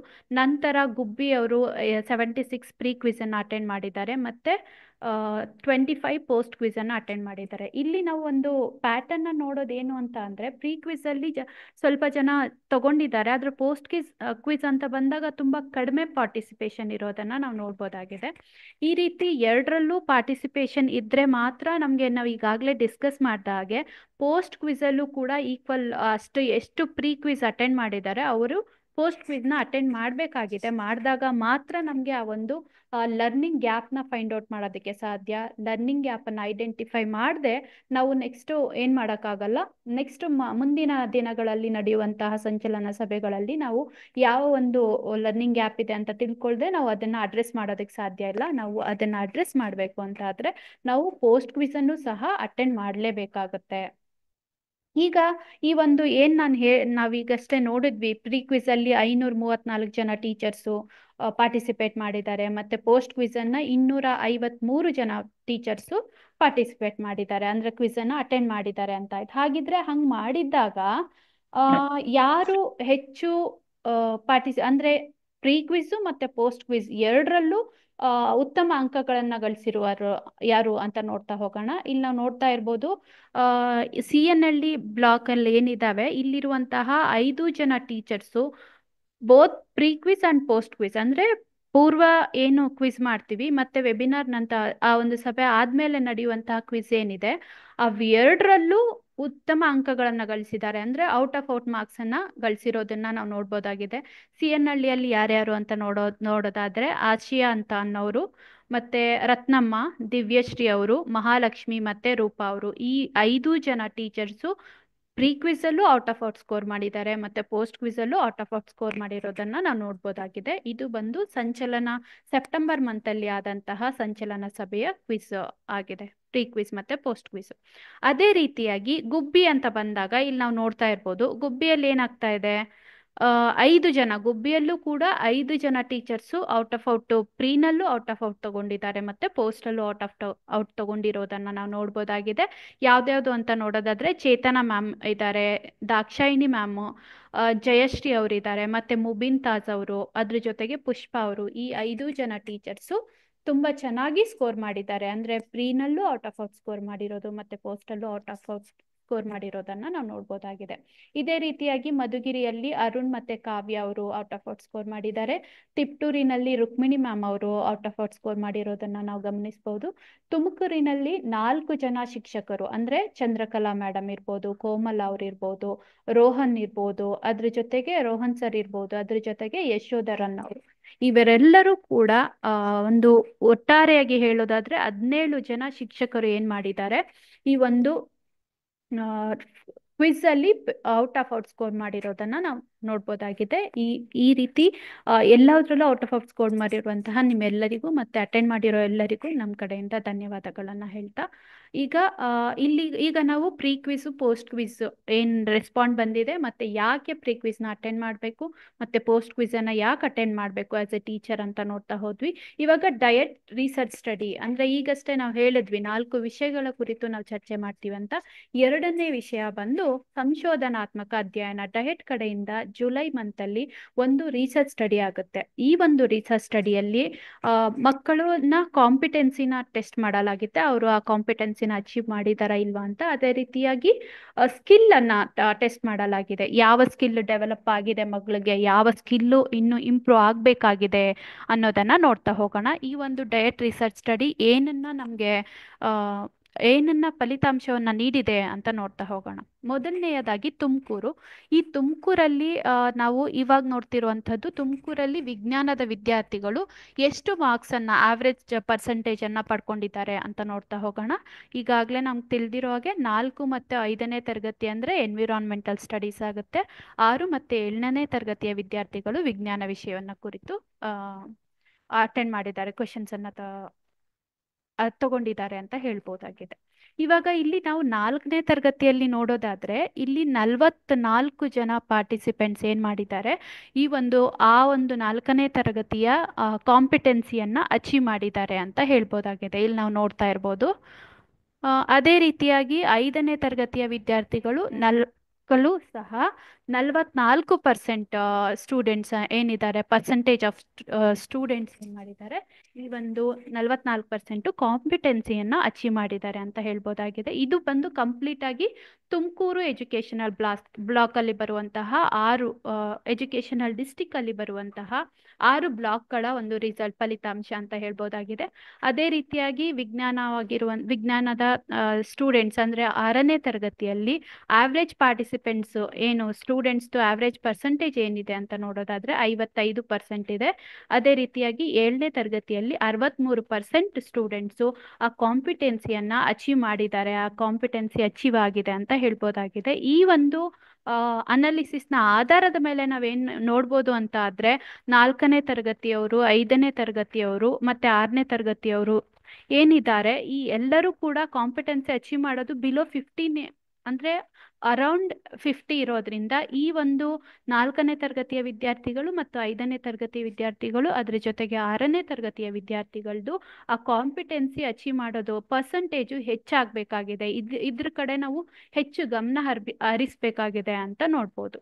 ಅದೇ ರೀತಿಯಾಗಿ ಈ ತುಮಕೂರಲ್ಲೇ ಸ್ಕಿಲ್ ಬೇಸ್ ಆಗಿ ಒಂದು ಸ್ಕಿಲ್ ಅನ್ನ ಮಾನದಂಡವಾಗಿಟ್ಕೊಂಡು ಒಂದು ಪರ್ಫಾರ್ಮೆನ್ಸ್ ಅನ್ನ ಅನಲೈಸ್ ಮಾಡಲಾಗಿದೆ. ಇದು ಒಂದು ಸ್ಕಿಲ್ ಬೇಸ್ಡ್ ಪರ್ಫಾರ್ಮೆನ್ಸ್. ಇದರಲ್ಲಿ ನಾವು ನೋಡ್ತಾ ಇರೋದೇನಿದೆ, ರಿಮೆಂಬರ್ ಇದರಲ್ಲಿ ತುಮಕೂರು ಡಿಸ್ಟಿಕ್ ಅಂತ ಬಂದಾಗ ಯಾವ ಸ್ಕಿಲ್ ಪರ್ಫಾರ್ಮೆನ್ಸ್ ಅನ್ನ ನೋಡ್ಬೋದು ನಾವಿಲ್ಲಿ ಅಂತ ನೋಡೋದಾದ್ರೆ ರಿಮೆಂಬರ್ ಲೆವೆಲ್ ಸ್ಕಿಲ್ ಇರ್ಬೋದು, ಮತ್ತೆ ಅಂಡರ್ಸ್ಟ್ಯಾಂಡ್ ಲೆವೆಲ್ ಸ್ಕಿಲ್ಲು, ಅಪ್ಲಿಕೇಶನ್ ಮತ್ತೆ ಅನಲೈಸ್ ಲೆವೆಲ್ ಸ್ಕಿಲ್, ಇವೆಲ್ಲವೂ ಕೂಡ ಬ್ಲೂಮ್ಸ್ ಟ್ಯಾಕ್ಸಾನಮಿಯ ಲೆವೆಲ್ಸ್ ಅಂತಾನೆ ಹೇಳ್ಬೋದು. ನಾವು ಯೂಶುವಲಿ ಏನಂತ ಹೇಳ್ತೀವಿ ಅಂದ್ರೆ ರಿಮೆಂಬರ್ ಲೆವೆಲ್ ಕ್ವೆಶನ್ಸ್ ಮತ್ತೆ ಅಂಡರ್ಸ್ಟ್ಯಾಂಡ್ ಲೆವೆಲ್ ಕ್ವೆಶನ್ಸ್ ಏನಿದಾವೆ ಇವೆರಡೂ ಕೂಡ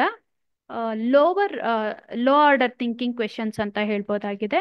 ಈ ಒಂದು ಅಪ್ಲಿಕೇಶನ್ ಮತ್ತೆ ಅನಲೈಸ್ ಲೆವೆಲ್ ಏನ್ ಬರುತ್ತೆ ಇವೆರಡು ಹೈಯರ್ ಆರ್ಡರ್ ಥಿಂಕಿಂಗ್ ಸ್ಕಿಲ್ನ ಸ್ಕಿಲ್ ಅಂತಾನೆ ಹೇಳ್ಬೋದಾಗಿದೆ. ಇಲ್ಲಿ ಉದಾಹರಣೆಗೆ ಇವಾಗ ರಿಮೆಂಬರ್ ಲೆವೆಲ್ ಸ್ಕಿಲ್ ಏನಿದೆ, ಇದನ್ನ ಹೇಗೆ ಪರ್ಫಾರ್ಮ್ ಮಾಡಿದ್ದಾರೆ 4ನೇ ತರಗತಿಯ ವಿದ್ಯಾರ್ಥಿಗಳು ಅಂತ ನೋಡೋದಾದ್ರೆ, 4ನೇ ತರಗತಿಯವರು 60 ಸ್ಟೂಡೆಂಟ್ಸ್, ಪರ್ಸೆಂಟೇಜ್ ಆಫ್ ಸ್ಟೂಡೆಂಟ್ಸ್ ಬಂದು 60 ಜನ ವಿದ್ಯಾರ್ಥಿಗಳು ರಿಮೆಂಬರ್ ಲೆವೆಲ್ ಕ್ವಶನ್ ಸರಿಯಾಗಿ ಆನ್ಸರ್ ಚೂಸ್ ಮಾಡಿದ್ದಾರೆ.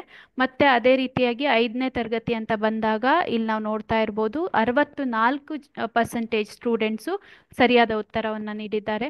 ಅದೇ ರೀತಿಯಾಗಿ 6ನೇ ತರಗತಿಯವರು 73% ಮತ್ತು 7ನೇ ತರಗತಿಯವರು 62% ಈ ರಿಮೆಂಬರ್ ಲೆವೆಲ್ ಕ್ವೆಶನ್ಸನ್ನು ಕರೆಕ್ಟ್ ಆನ್ಸರ್ ಕೊಟ್ಟಿರೋದನ್ನು ನಾವು ನೋಡ್ಬೋದಾಗೆ. ಹಾಗಾಗಿ 4, 5 ಮತ್ತು 7ನೇ ತರಗತಿಯ ವಿದ್ಯಾರ್ಥಿಗಳಿಗೆ ಇನ್ನೂ ಸ್ವಲ್ಪ ಹೆಚ್ಚು ಕಾನ್ಸಂಟ್ರೇಟ್ ಮಾಡಬೇಕಾಗಿದೆ ಅಂತ ನೋಡ್ಬೋದಾಗಿದೆ. ಮತ್ತು ಈ ಒಂದು ಏನು ಲರ್ನಿಂಗ್ ಗ್ಯಾಪ್ ಇದೆ, ಎಲ್ಲಿ ಮಕ್ಕಳು ಇನ್ನೂ ಸ್ವಲ್ಪ ಕಾನ್ಸಂಟ್ರೇಟ್ ಮಾಡಬೇಕು, ಯಾವ ಏರಿಯಾದಲ್ಲಿ, ಯಾವ ತರಗತಿಯ ವಿದ್ಯಾರ್ಥಿಗಳು ಇನ್ನೂ ಚೆನ್ನಾಗಿ ಪರ್ಫಾರ್ಮ್ ಮಾಡಬೇಕು, ಮತ್ತು ಹೇಗೆ ಮಾಡೋದು, ಇದನ್ನು ಯಾವ ರೀತಿ ಒಂದು ಲರ್ನಿಂಗನ್ನು ಇನ್ನೂ ಇಂಪ್ರೂವ್ ಮಾಡ್ಬೋದು, ಹೇಗೆ ಇನ್ನೂ ಜಾಸ್ತಿ ಮಾಡ್ಬೋದು ಅಂತ ಮುಂದಿನ ಟೈಮ್ ಅಂದರೆ ಕೊನೆಯ ಹಂತದಲ್ಲಿ ನಾವು ನೋಡ್ತಾ ಹೋಗೋಣ.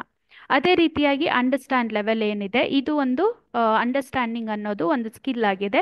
ಈ ಸ್ಕಿಲ್ಲಲ್ಲಿ 4ನೇ ತರಗತಿಯ ವಿದ್ಯಾರ್ಥಿಗಳು 52% ಸ್ಕೋರ್ ಮಾಡಿದ್ದಾರೆ. ಪರ್ಸೆಂಟೇಜ್ ಆಫ್ ಸ್ಟೂಡೆಂಟ್ಸ್ ಬಂದು 52% ಸ್ಟೂಡೆಂಟ್ಸ್ ಏನು ಮಾಡಿದ್ದಾರೆ, ಕರೆಕ್ಟ್ ಆನ್ಸರ್ ಕೊಟ್ಟಿದ್ದಾರೆ. ಅದೇ ರೀತಿಯಾಗಿ 5ನೇ ತರಗತಿ ಅಂತ ಬಂದಾಗ 57% ಸ್ಟೂಡೆಂಟ್ಸ್ ಕರೆಕ್ಟ್ ಉತ್ತರವನ್ನು ಕೊಟ್ಟಿದ್ದಾರೆ. 6ನೇ ತರಗತಿಯಲ್ಲಿ 63% ಟೀಚರ್ಸು ಸರಿಯಾದ ಉತ್ತರವನ್ನು ನೀಡಿದ್ದಾರೆ. ಮತ್ತು 7ನೇ ತರಗತಿಯಲ್ಲಿ 65% ಆಫ್ ಸ್ಟೂಡೆಂಟ್ಸು ಸರಿಯಾದ ಉತ್ತರವನ್ನು ನೀಡಿರೋದನ್ನು ನಾವು ನೋಡ್ಬೋದಾಗಿದೆ. ಹಾಗಾಗಿ 4, 5 ಮತ್ತು 6ನೇ ತರಗತಿಯವರಿಗೆ ಇನ್ನೂ ಸ್ವಲ್ಪ ಕಾನ್ಸಂಟ್ರೇಟ್ ಮಾಡಬೇಕಾಗುತ್ತೆ ಈ ಅಂಡರ್ಸ್ಟ್ಯಾಂಡ್ ಲೆವೆಲ್ ಕ್ವೆಶನ್ಸನ್ನು ಪರ್ಫಾರ್ಮ್ ಮಾಡೋದಕ್ಕೆ ಅಂತ ನೋಡ್ಬೋದಾಗಿದೆ. ಮತ್ತೆ ಹಾಗಾದರೆ application level, higher order thinking question ಏನು ಹೇಳ್ತಾ ಇದ್ದೀವಿ ನಾವು, ಈ ಒಂದು ಅಪ್ಲಿಕೇಶನ್ ಲೆವೆಲ್ಗೆ ಮಕ್ಕಳು ಹೇಗೆ ಪರ್ಫಾರ್ಮ್ ಮಾಡಿದ್ದಾರೆ ಅಂತ ನೋಡೋದಾದರೆ, ಅಪ್ಲಿಕೇಶನ್ ಲೆವೆಲ್ ಕ್ವೆಶನ್ಸನ್ನು ಈ ಒಂದು 5ನೇ ತರಗತಿ ವಿದ್ಯಾರ್ಥಿಗಳು 50% ಆಫ್ ಸ್ಟೂಡೆಂಟ್ಸ್ ಕರೆಕ್ಟ್ ಉತ್ತರವನ್ನು ನೀಡಿದ್ದಾರೆ. 63% ಆಫ್ ಸ್ಟೂಡೆಂಟ್ಸ್ ಏನು ಮಾಡಿದ್ದಾರೆ, 6ನೇ ತರಗತಿಯಲ್ಲಿ ಸರಿಯಾದ ಉತ್ತರವನ್ನು ನೀಡಿದ್ದಾರೆ. ಮತ್ತು 7ನೇ ತರಗತಿಯಲ್ಲಿ 82% ಜನ, ಅಂದರೆ 82% ವಿದ್ಯಾರ್ಥಿಗಳು ಸರಿಯಾದ ಉತ್ತರವನ್ನು ನೀಡಿರೋದನ್ನು ನಾವು ಗಮನಿಸಬಹುದಾಗಿದೆ. ಆದ್ದರಿಂದ ನಾವು ಈ ಅನಾಲಿಸಿಸ್ನಿಂದ ಏನು ಇನ್ಫರ್ ಮಾಡ್ಬೋದು, ಏನು ನಿರ್ಧಾರಗಳನ್ನು ತಗೋಬೋದು ಅಂತ ನೋಡೋದಾದರೆ, 5ನೇ ತರಗತಿ ಮತ್ತು 6ನೇ ತರಗತಿಯ ವಿದ್ಯಾರ್ಥಿಗಳಿಗೆ ಹೆಚ್ಚು ಗಮನವನ್ನು ಕೊಡಬೇಕಾಗಿದೆ. ಇದು ಕಂಪ್ಲೀಟಾಗಿ ಈ ಅನಾಲಿಸಿಸ್ ಬಂದು ತುಮಕೂರು ಡಿಸ್ಟಿಕ್ಕಿಗೆ ಸಂಬಂಧಪಟ್ಟಿದ್ದು. ಇಲ್ಲಿ ನಾವೇನು ಮಾಡ್ತಾ ಇದ್ದೀವಿ, 5ನೇ ತರಗತಿ ಮತ್ತು 6ನೇ ತರಗತಿಯ ವಿದ್ಯಾರ್ಥಿಗಳಿಗೆ ಅಪ್ಲಿಕೇಶನ್ ಲೆವೆಲ್ ಕ್ವೆಶನ್ಸನ್ನು ಆನ್ಸರ್ ಮಾಡೋದನ್ನು ನಾವು ಅದರಲ್ಲಿ ವೀಕ್ ಇದ್ದಾರೆ, ಅದ್ರ ಕಡೆ ನಾವು ಹೆಚ್ಚು ಗಮನ ಹರಿಸ್ಬೇಕು ಅಂತ ನೋಡ್ಬೋದಾಗಿದೆ ಈ ಒಂದು ಅನಾಲಿಸಿಸಿಂದ. ಅನಲೈಸ್ ಲೆವೆಲ್ ಅಂತೂ ಅಪ್ಲಿಕೇಶನ್ಗಿಂತನೂ next higher order thinking question ಅಂತ ಹೇಳ್ಬೋದಾಗಿದೆ. ಇದರಲ್ಲಿ ಎಲ್ಲ ಗ್ರೇಡ್ ಅವರು ಕೂಡ ಒಂದು ಸ್ವಲ್ಪ ಇಂಪ್ರೂವ್ ಆಗಬೇಕಾಗಿದೆ ಅಂತ ನೋಡ್ಬೋದಾಗಿದೆ. ಅದರಲ್ಲೂ 4ನೇ ತರಗತಿಯ ವಿದ್ಯಾರ್ಥಿಗಳು ಅನಲೈಸ್ ಲೆವೆಲ್ ಕ್ವೆಶನ್ಸನ್ನು ಸರಿಯಾದ ಉತ್ತರ ನೀಡಿರುವಂಥದ್ದು ಕೇವಲ 28% ಸ್ಟೂಡೆಂಟ್ಸ್ ಮಾತ್ರ ಸರಿಯಾದ ಉತ್ತರವನ್ನು ನೀಡಿದ್ದಾರೆ. ಅದೇ ರೀತಿಯಾಗಿ 5ನೇ ತರಗತಿಯ ವಿದ್ಯಾರ್ಥಿಗಳು 55%, 6ನೇ ತರಗತಿಯ ವಿದ್ಯಾರ್ಥಿಗಳು 57% ಮತ್ತು 7ನೇ ತರಗತಿಯ ವಿದ್ಯಾರ್ಥಿಗಳು 56% ಸ್ಟೂಡೆಂಟ್ಸು, ಅಂದರೆ 56% ವಿದ್ಯಾರ್ಥಿಗಳು ಸರಿಯಾದ ಉತ್ತರವನ್ನು ನೀಡಿರೋದನ್ನು ನಾವು ನೋಡ್ಬೋದಾಗಿದೆ. ಒಟ್ಟಾರೆಯಾಗಿ ಹೇಳೋದಾದರೆ ಅನಲೈಸ್ ಲೆವೆಲ್ ಕ್ವೆಶನ್ಸನ್ನು ಕಡೆ ನಾವು ಅತಿ ಹೆಚ್ಚು ಗಮನ ಹರಿಸಬೇಕು ಅನ್ನೋದನ್ನು ನಾವು ಈ ಒಂದು ಗ್ರಾಫಿಂದ ಕಂಡುಕೊಳ್ಬಹುದು. ಹಾಗಾದರೆ ಈ ಒಂದು ತುಮಕೂರಲ್ಲಿ ಈಗ ನಾವು ನೋಡಿದ್ವಿ ಏನೇನೆಲ್ಲ ಸ್ಕಿಲ್ಲು ಇನ್ನೂ ಡೆವಲಪ್ ಆಗಬೇಕು, ಯಾವ ಸ್ಕಿಲ್ ಕಡೆ ನಾವು ಫೋಕಸ್ ಮಾಡಬೇಕು, ಯಾರು ಕಾಂಪಿಟೆನ್ಸಿನ ಅಚೀವ್ ಮಾಡಿದ್ದಾರೆ, ಎಷ್ಟು ಪರ್ಸೆಂಟೇಜ್ ಅಚೀವ್ ಮಾಡಿದ್ದಾರೆ ಅಂತ. ಹಾಗಿದ್ರೆ ನಾನಿವಾಗ ಒಂದು ಇಂಪ್ರೂವ್ ಮಾಡಬೇಕು ಅಂತ ಅಂದರೆ, ಅದ್ರ ಕಡೆ ಹೆಚ್ಚು ಗಮನ ಕೊಡಬೇಕು ಅಂತ ಅಂದರೆ, ಯಾವ್ಯಾವ ಒಂದು ಲರ್ನಿಂಗ್ ಆಬ್ಜೆಕ್ಟಿವ್ ಈ ಮಂತ್ಗೆ ಬರುತ್ತೆ, ಅಂದರೆ ಡಿಸೆಂಬರ್ ಮಂತಲ್ಲಿ ಯಾವ ಲರ್ನಿಂಗ್ ಆಬ್ಜೆಕ್ಟಿವ್ಸನ್ನು ನೋಡ್ಬೋದಾಗಿದೆ, ನಾವು ಫೋಕಸ್ ಮಾಡಬೇಕಾಗಿದೆ, ಮತ್ತು ಎಷ್ಟು ಸ್ಕೋರ್ ಮಾಡಿದ್ದಾರೆ ಅಂತ ನೋಡೋದಾದ್ರೆ ಇಲ್ಲಿ ನಾವು ನೋಡ್ತಾ ಇರ್ಬೋದು, understand and appreciate the needs of different occupation and their values. ನಮಗೆ ಒಂದು ಆಕ್ಯುಪೇಷನ್ ರಿಲೇಟೆಡ್ ಒಂದು ಚಾಪ್ಟರ್ 4ನೇ ತರಗತಿಯಲ್ಲಿ ಇರೋದನ್ನ ನಾವು ನೋಡ್ಬೋದಾಗಿದೆ. ಅದರಲ್ಲಿ ವಿದ್ಯಾರ್ಥಿಗಳು 60% ಕರೆಕ್ಟ್ ಉತ್ತರವನ್ನು ನೀಡಿದ್ದಾರೆ. ಇದೆಲ್ಲವೂ ಕಂಪ್ಲೀಟ್ ಆಗಿ ಬಂದು ತುಮಕೂರಿಗೆ ಸಂಬಂಧಪಟ್ಟಿದ್ದು. ಅದೇ ರೀತಿಯಾಗಿ 5ನೇ ತರಗತಿ ವಿದ್ಯಾರ್ಥಿಗಳು 73% ಸರಿಯಾದ ಉತ್ತರವನ್ನು ನೀಡಿರೋದನ್ನ ನಾವು ನೋಡ್ಬೋದಾಗಿದೆ. ಅದೇ ರೀತಿಯಾಗಿ understand the history and importance of national festival. ಅದೇ ರೀತಿ ನಮ್ಮ 4ನೇ ತರಗತಿಯಲ್ಲಿ ಫೆಸ್ಟಿವಲ್ ಪ್ಲೆಜರ್ ಅಂತ ಅಂದ್ಬಿಟ್ಟು ಒಂದು ಚಾಪ್ಟರ್ ಇದೆ. ಆ ಅಧ್ಯಾಯಕ್ಕೆ ಸಂಬಂಧಪಟ್ಟ ಹಾಗೆ ಈ ಒಂದು ಡಯಟ್ ರಿಸರ್ಚ್ ಸ್ಟಡಿಯಲ್ಲಿ ಸಂಶೋಧನಾತ್ಮಕ ಅಧ್ಯಯನದಲ್ಲಿ ಕ್ವೆಶನ್ ಅನ್ನ ಕೇಳಲಾಗಿತ್ತು. ಅದರಲ್ಲಿ ಮಕ್ಕಳು ಪರ್ಫಾರ್ಮ್ ಮಾಡಿರೋದು 59% ಸ್ಟೂಡೆಂಟ್ಸು ಸರಿಯಾದ ಉತ್ತರವನ್ನು ನೀಡಿದ್ದಾರೆ. ಮತ್ತೆ test and demonstrate the different objects have different properties ಅಂತ ಏನಿದೆ, ಈ ಒಂದು ಲರ್ನಿಂಗ್ ಆಬ್ಜೆಕ್ಟಿವ್. ಉದಾಹರಣೆಗೆ ಯಾವುದೇ ಒಂದು ವಸ್ತುವನ್ನ ತಗೊಂಡ್ರೆ ಅದು ಯಾಕೆ ಮುಳುಗ್ತಾ ಇದೆ, ಯಾಕೆ ತೇಲ್ತಾ ಇದೆ ಅಂತ ಇರೋದಿರ್ಬೋದು. ಅಥವಾ ಲರ್ನಿಂಗ್ ಯಾವುದಾದ್ರೂ ಒಂದು ಕಂಡಕ್ಟರ್ಸ್ ಇನ್ಸುಲೇಟರ್ಸ್ ಅನ್ನ ತಗೊಂಡ್ರೆ ಯಾಕೆ ಕೆಲವೊಂದು ವಸ್ತುಗಳು ಎಲೆಕ್ಟ್ರಿಸಿಟಿನ ಕಂಡಕ್ಟ್ ಮಾಡುತ್ತೆ, ಕೆಲವೊಂದು ವಸ್ತುಗಳು ಎಲೆಕ್ಟ್ರಿಸಿಟಿ ತನ್ನ ಮೂಲಕ ಹರಿಯೋದಿಕ್ಕೆ ಬಿಡೋದಿಲ್ಲ, ಕರೆಂಟನ್ನು ಹರಿಯೋದಿಕ್ಕೆ ಬಿಡೋದಿಲ್ಲ ಅನ್ನೋದೇನಿದೆ. ಈ ರೀತಿಯ ಪ್ರಶ್ನೆಗಳಿಗೆ ಆನ್ಸರ್ ಮಾಡೋದಕ್ಕೆ 4ನೇ ತರಗತಿ ವಿದ್ಯಾರ್ಥಿಗಳು 61% ಆನ್ಸರ್ ಮಾಡಿದ್ದಾರೆ. 72% ಸ್ಟೂಡೆಂಟ್ಸು 5ನೇ ತರಗತಿಯ ವಿದ್ಯಾರ್ಥಿಗಳು ಆನ್ಸರ್ ಮಾಡಿದ್ದಾರೆ. 79% ಸ್ಟೂಡೆಂಟ್ಸು ಸರಿಯಾದ ಉತ್ತರವನ್ನು ನೀಡಿರ್ಬೋದು. ಇವರು ಬಂದು 6ನೇ ತರಗತಿಯ ವಿದ್ಯಾರ್ಥಿಗಳು. ಈ ಒಂದು ತಿಂಗಳಲ್ಲಿ ನಾವು ಈ 3 ಲರ್ನಿಂಗ್ ಆಬ್ಜೆಕ್ಟಿವ್ ಕುರಿತು ನಾವು ಈ ಒಂದು ಮಕ್ಕಳ ಒಂದು ಪರ್ಫಾರ್ಮೆನ್ಸನ್ನು ಇಂಪ್ರೂವ್ ಮಾಡ್ಬೋದು ಅಂತ ನೋಡಬಹುದು. ಹಾಗಾದ್ರೆ ಮಧುಗಿರಿಯಲ್ಲಿ ಏನು ರಿಸಲ್ಟ್ ಬಂದಿದೆ ಮತ್ತೆ ಏನು ಯಾವ್ದ್ರ ಕಡೆ ನಾವು ಫೋಕಸ್ ಮಾಡಬೇಕು ಅಂತ ನೋಡ್ತಾ ಹೋಗೋಣ. ಈಗಾಗಲೇ ನೋಡ್ದಾಗೆ 4ನೇ ತರಗತಿಯಲ್ಲಿ ಮತ್ತೆ 5ನೇ ತರಗತಿಯಲ್ಲಿ ಮಕ್ಕಳ ಒಂದು ಫಲಿತಾಂಶ ಏನಿದೆ, 44% ಸ್ಟೂಡೆಂಟ್ಸು ಈ ಒಂದು 44% ಸರಿಯಾದ ಉತ್ತರವನ್ನ ಪರ್ಸೆಂಟೇಜನ್ನು ಪಡ್ಕೊಂಡಿರೋದನ್ನ ನಾವು ನೋಡ್ಬೋದಾಗಿದೆ. ಇವೆಲ್ಲವೂ ಕೂಡ ಆವ್ರೇಜ್ ಪರ್ಸೆಂಟೇಜ್ ಎಷ್ಟು ಬಂದಿದೆ 4ನೇ ತರಗತಿಯ ವಿದ್ಯಾರ್ಥಿಗಳಿಗೆ ಮತ್ತು 5ನೇ ತರಗತಿಯ ವಿದ್ಯಾರ್ಥಿಗಳಿಗೆ. 6ನೇ ತರಗತಿಯ ವಿದ್ಯಾರ್ಥಿಗಳು 55% ಕಾಂಪಿಟೆನ್ಸಿಯನ್ನು ಅಚೀವ್ ಮಾಡಿದ್ದಾರೆ ಮತ್ತು 7ನೇ ತರಗತಿಯ ವಿದ್ಯಾರ್ಥಿಗಳು 63% ಕಾಂಪಿಟೆನ್ಸಿಯನ್ನು ಅಚೀವ್ ಮಾಡಿರೋದನ್ನು ನಾವು ನೋಡ್ಬೋದಾಗಿದೆ. ಇಲ್ಲಿ ಕಾಂಪಿಟೆನ್ಸಿ ಇನ್ನೂ 50ಕ್ಕಿಂತನೂ ತುಂಬ ಕಡಿಮೆ ಇರೋದನ್ನು ನಾವು ಗಮನಿಸಬಹುದಾಗಿದೆ. ಆದ್ದರಿಂದ 4ನೇ ತರಗತಿ, 5ನೇ ತರಗತಿ ಮತ್ತು 6ನೇ ತರಗತಿಯ ವಿದ್ಯಾರ್ಥಿಗಳು ಈ ಒಂದು ಮಕ್ಕಳ ಕಾಂಪಿಟೆನ್ಸಿಯನ್ನು ಅಚೀವ್ ಮಾಡೋ ಕಡೆ ನಾವು ಹೆಚ್ಚು ಗಮನ ಹರಿಸಬೇಕಾಗಿದೆ ಅಂತ ಇದರಿಂದ ನಾವು ಹೇಳ್ಬೋದು. ಈ ಒಂದು ಸಂಶೋಧನಾತ್ಮಕ ಅಧ್ಯಯನದಿಂದ ನಾವೇನು ಕನ್ಕ್ಲೂಡ್ ಮಾಡ್ಬೋದು ಅಂತಂದರೆ, 4ನೇ ತರಗತಿಯ ವಿದ್ಯಾರ್ಥಿಗಳಿಗೆ 5ನೇ ತರಗತಿಯ ವಿದ್ಯಾರ್ಥಿಗಳು ಕೇವಲ 44% ಕಾಂಪಿಟೆನ್ಸಿಯನ್ನು ಅಚೀವ್ ಮಾಡಿರೋದ್ರಿಂದ ನಾವು ಇಲ್ಲಿ ಒಂದು ಸ್ವಲ್ಪ ಹೆಚ್ಚು ಗಮನವನ್ನು ಹರಿಸಬೇಕಾಗುತ್ತೆ. ಮತ್ತು ಏನು ಮಾಡ್ಬೋದು ಈ ಒಂದು ಕಾಂಪಿಟೆನ್ಸಿನ ಇಂಪ್ರೂವ್ ಮಾಡೋದಕ್ಕೆ ಅಂತ ಮುಂದೆ ನೋಡ್ತಾ ಹೋಗೋಣ. ಅದೇ ರೀತಿಯಾಗಿ ಮಧುಗಿರಿಗೆ ಸಂಬಂಧಪಟ್ಟ ಹಾಗೆ ಮಧುಗಿರಿ ಎಜುಕೇಷನಲ್ ಡಿಸ್ಟಿಕ್ಕಲ್ಲಿ ಸ್ಕಿಲ್ ಬೇಸ್ಡ್ ಪರ್ಫಾರ್ಮೆನ್ಸನ್ನು ಕೂಡ ಅನಲೈಸ್ ಮಾಡಲಾಗಿದೆ. ಅದರಲ್ಲಿ ಏನಾಗುತ್ತೆ ಅಂತ ನೋಡೋದಾದರೆ, ಈಗಾಗಲೇ ನಮಗೆ ಗೊತ್ತಿದೆ ರಿಮೆಂಬರ್ ಮತ್ತು ಅಂಡರ್ಸ್ಟ್ಯಾಂಡ್ ಲೆವೆಲ್ ಬಂದು ಲೋವರ್ ಆರ್ಡರ್ ಥಿಂಕಿಂಗ್ ಸ್ಕಿಲ್ಸ್ ಆಗಿದ್ದರೆ, ಅಪ್ಲಿಕೇಶನ್ ಮತ್ತು ಅನಾಲಿಸಿಸ್ ಅನ್ನೋದು ಹೈಯರ್ ಆರ್ಡರ್ ಥಿಂಕಿಂಗ್ ಸ್ಕಿಲ್ಗೆ ಸಂಬಂಧಪಟ್ಟಿದ್ದಾಗಿದೆ. ಈಗ ರಿಮೆಂಬರ್ ಸ್ಕಿಲ್ ಅಂದರೆ ಲೋವರ್ ಆರ್ಡರ್ ಥಿಂಕಿಂಗ್ ಸ್ಕಿಲ್ ಏನಿದೆ, ಇದಕ್ಕೆ ಸಂಬಂಧಪಟ್ಟಾಗೆ 4ನೇ ತರಗತಿಯವರು 60% ಆಫ್ ಸ್ಟೂಡೆಂಟ್ಸು ಸರಿಯಾದ ಉತ್ತರವನ್ನು ನೀಡಿದ್ದಾರೆ. ಮತ್ತೆ 5ನೇ ತರಗತಿ ಬಂದಾಗ 64% ಸ್ಟೂಡೆಂಟ್ಸು ಸರಿಯಾದ ಉತ್ತರವನ್ನು ನೀಡಿದ್ದಾರೆ. ಮತ್ತೆ 6ನೇ ತರಗತಿ ಅಂತ ಬಂದಾಗ 73% ಸ್ಟೂಡೆಂಟ್ಸು ಸರಿಯಾದ ಉತ್ತರವನ್ನು ನೀಡಿದ್ದಾರೆ. ಮತ್ತೆ 7ನೇ ತರಗತಿ ಅಂತ ಬಂದಾಗ 62% ಸ್ಟೂಡೆಂಟ್ಸು ಸರಿಯಾದ ಉತ್ತರವನ್ನು ನೀಡಿದ್ದಾರೆ. ನಾವು ಈ ಒಂದು ಅನಾಲಿಸಿಸ್ನ ಆಧಾರದ ಮೇಲೆ ಏನು ಇನ್ಫರ್ ಮಾಡ್ಬೋದು ಅಂತ ನೋಡೋದಾದರೆ, 4ನೇ ತರಗತಿಯ ವಿದ್ಯಾರ್ಥಿಗಳು ಮತ್ತು 7ನೇ ತರಗತಿಯ ವಿದ್ಯಾರ್ಥಿಗಳಿಗೆ ಹೆಚ್ಚು ಗಮನ ಹರಿಸಬೇಕಾಗಿದೆ. ಅವರ ಒಂದು ರಿಮೆಂಬರ್ ಲೆವೆಲ್ ಸ್ಕಿಲ್ ಇಂಪ್ರೂವ್ ಆಗೋದಕ್ಕೆ, ಡೆವಲಪ್ ಮಾಡೋದಕ್ಕೆ ನಾವು ಹೆಚ್ಚು ಗಮನ ಹರಿಸ್ಬೋದು ಅಂತ ನೋಡ್ಬೋದಾಗಿದೆ.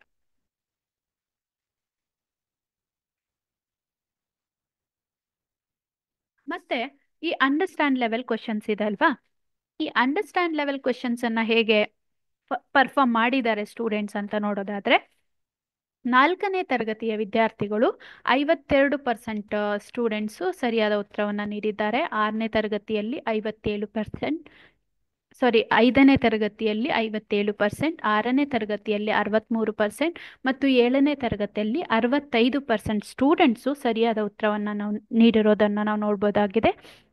ಇಲ್ಲಿ ಎಲ್ಲವೂ ಇಲ್ಲಿ ಆದಷ್ಟು ನಾವು 4, 5, 6ನೇ ತರಗತಿ ಮತ್ತು 7ನೇ ತರಗತಿ ಕಡೆ ಸ್ವಲ್ಪ ಗಮನ ಹರಿಸಬೇಕಾಗಿದೆ. ಅದರಲ್ಲೂ 4ನೇ ತರಗತಿಯ ವಿದ್ಯಾರ್ಥಿಗಳಿಗೆ ಈ ಒಂದು ಅಂಡರ್ಸ್ಟ್ಯಾಂಡ್ ಲೆವೆಲ್ ಕ್ವೆಶನ್ಸ್ ಅನ್ನು ಕೊಟ್ಟಾಗ ಆನ್ಸರ್ ಮಾಡೋದು ಏನಾಗಿದೆ, ಕಡಿಮೆ ಬಂದಿದೆ ಪರ್ಫಾರ್ಮೆನ್ಸು. ಆದ್ದರಿಂದ ನಾವು ಇಲ್ಲಿ ಹೆಚ್ಚು 4ನೇ ತರಗತಿಯ ವಿದ್ಯಾರ್ಥಿಗಳು ಹೆಚ್ಚು ಗಮನ ಹರಿಸಬೇಕು ಅಂತ ನೋಡ್ಬೋದಾಗಿದೆ. ಅದೇ ರೀತಿಯಾಗಿ ಅಪ್ಲಿಕೇಶನ್ ಲೆವೆಲ್ ಕ್ವೆಶನ್ಸ್ ಅಂದರೆ ಹೈಯರ್ ಆರ್ಡರ್ ಥಿಂಕಿಂಗ್ ಕ್ವೆಶನ್ಸ್ ಏನಿದೆ, ಇದು ಬಂದು ಇದರಲ್ಲಿ 5ನೇ ತರಗತಿಯವರು 50% ಆಫ್ ಟೀಚರ್ಸು ಸ್ಟೂಡೆಂಟ್ಸು ಸರಿಯಾದ ಉತ್ತರವನ್ನು ನೀಡಿದ್ದಾರೆ. ಅದೇ ರೀತಿಯಾಗಿ 6ನೇ ತರಗತಿ ಅಂತ ಬಂದಾಗ 63% ಟೀಚರ್ಸು ಸರಿಯಾದ ಉತ್ತರವನ್ನು ನೀಡಿದ್ದಾರೆ. ಮತ್ತು 7ನೇ ತರಗತಿ ಅಂತ ಬಂದಾಗ 82% ಸ್ಟೂಡೆಂಟ್ಸ್ ಏನು ಮಾಡಿದ್ದಾರೆ, ಈ ಅಪ್ಲಿಕೇಶನ್ ಲೆವೆಲ್ ಕ್ವೆಶನ್ಸನ್ನು ತುಂಬ ಚೆನ್ನಾಗಿ ಪರ್ಫಾರ್ಮ್ ಮಾಡಿರೋದನ್ನು ನಾವು ಗಮನಿಸ್ಬೋದಾಗಿದೆ. ಆದ್ದರಿಂದ ಇಲ್ಲಿ 4 ಮತ್ತು 5ನೇ ತರಗತಿಯ ವಿದ್ಯಾರ್ಥಿಗಳ ಮೇಲೆ ಅಂದರೆ ವಿದ್ಯಾರ್ಥಿಗಳಿಗೆ ನಾವು ಹೆಚ್ಚು ಗಮನ ಹರಿಸಬೇಕಾಗಿದೆ, ಹೆಚ್ಚು ಕಾನ್ಸಂಟ್ರೇಟ್ ಮಾಡಬೇಕಾಗಿದೆ ಅಂತ ನೋಡ್ಬೋದು. ಮತ್ತೆ ಇವಾಗ ಇನ್ನೊಂದು ಲಾಸ್ಟ್ ಬಂದು ಅನಾಲಿಸಿಸ್ ಲೆವೆಲ್ ಅಂದರೆ ಅನಾಲಿಸಿಸ್ ಸ್ಕಿಲ್ನ ನಾವು ಟೆಸ್ಟ್ ಮಾಡಿದಾಗ ಏನು ಬಂದಿದೆ ಅಂತ ನೋಡೋದಾದರೆ 4ನೇ ತರಗತಿಯ ವಿದ್ಯಾರ್ಥಿಗಳು ಕೇವಲ 28% ಅಷ್ಟು ಸ್ಟೂಡೆಂಟ್ಸ್ ಮಾತ್ರ ಈ ಒಂದು ಅನಲೈಸ್ ಲೆವೆಲ್ ಕ್ವೆಶನ್ನ ಚೆನ್ನಾಗಿ ಮಾಡಿರೋದನ್ನು ನಾವು ನೋಡ್ಬೋದಾಗಿದೆ.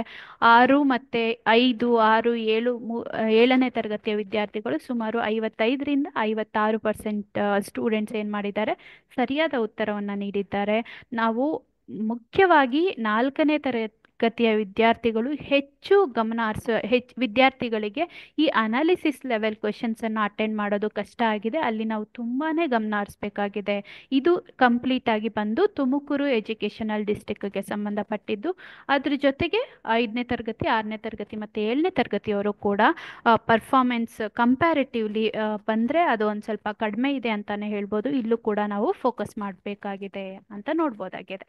ಹಾಗಿದ್ರೆ ಲರ್ನಿಂಗ್ ಇಲ್ಲಿ ತನಕ ನಾವು ಏನೇನು ಲರ್ನಿಂಗ್ ಗ್ಯಾಪ್ ಇದೆ, ಯಾವ ಒಂದು ತರಗತಿಯವ್ರಿಗೆ ಯಾವ ಸ್ಕಿಲ್ ಇಂಪ್ರೂವ್ ಆಗಬೇಕಾಗಿದೆ, ಯಾವ ತರಗತಿಯವ್ರಿಗೆ ಕಾಂಪಿಟೆನ್ಸಿ ಅಚೀವ್ ಆಗಿದೆ, ಯಾವ ತರಗತಿಯವ್ರಿಗೆ ಕಾಂಪಿಟೆನ್ಸಿ ಇನ್ನೂ ಇಂಪ್ರೂವ್ ಆಗಬೇಕಾಗಿದೆ ಅಂತ ನೋಡ್ತಾ ಹೋದ್ವಿ.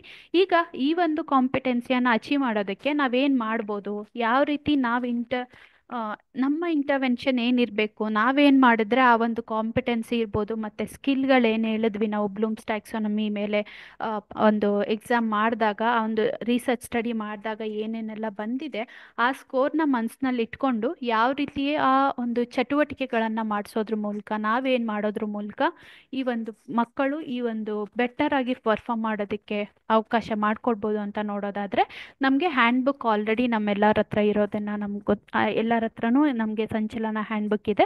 ಅದರಲ್ಲಿರುವಂತಹ ಚಟುವಟಿಕೆಗಳನ್ನು ನಾವು ಸಂಚಲನ ಸಭೆಗಳಲ್ಲಿ ಮಾಡಿಸ್ಬೋದು. ಆ ಒಂದು ಚಟುವಟಿಕೆಗಳನ್ನು ಬ್ರೀಫ್ ಆಗಿ ನೋಡ್ತಾ ಹೋಗೋಣ. ಏನೇನು ಚಟುವಟಿಕೆಗಳನ್ನು ನಾವು ನಮ್ಮ ಸಂಚಲನ ಸಭೆಯಲ್ಲಿ ಮಾಡಿಸ್ಬೋದು, ಈ ಚಟುವಟಿಕೆಗಳನ್ನು ಮಾಡಿಸೋದ್ರಿಂದ ನಾವು ಈಗೇನು ಲರ್ನಿಂಗ್ ಗ್ಯಾಪ್ಗಳನ್ನ ನೋಡ್ಕೊತಾ ಬಂದ್ವಿ, ಆ ಲರ್ನಿಂಗ್ ಗ್ಯಾಪ್ ಇಂಪ್ರೂವ್ಮೆಂಟ್ ಕಡೆ ನಾವು ಹೆಚ್ಚು ಗಮನ ಹರಿಸೋದಕ್ಕೆ ಈ ಚಟುವಟಿಕೆಗಳು ಸಹಕಾರಿಯಾಗಿದೆ ಅಂತ ಹೇಳ್ಬೋದು.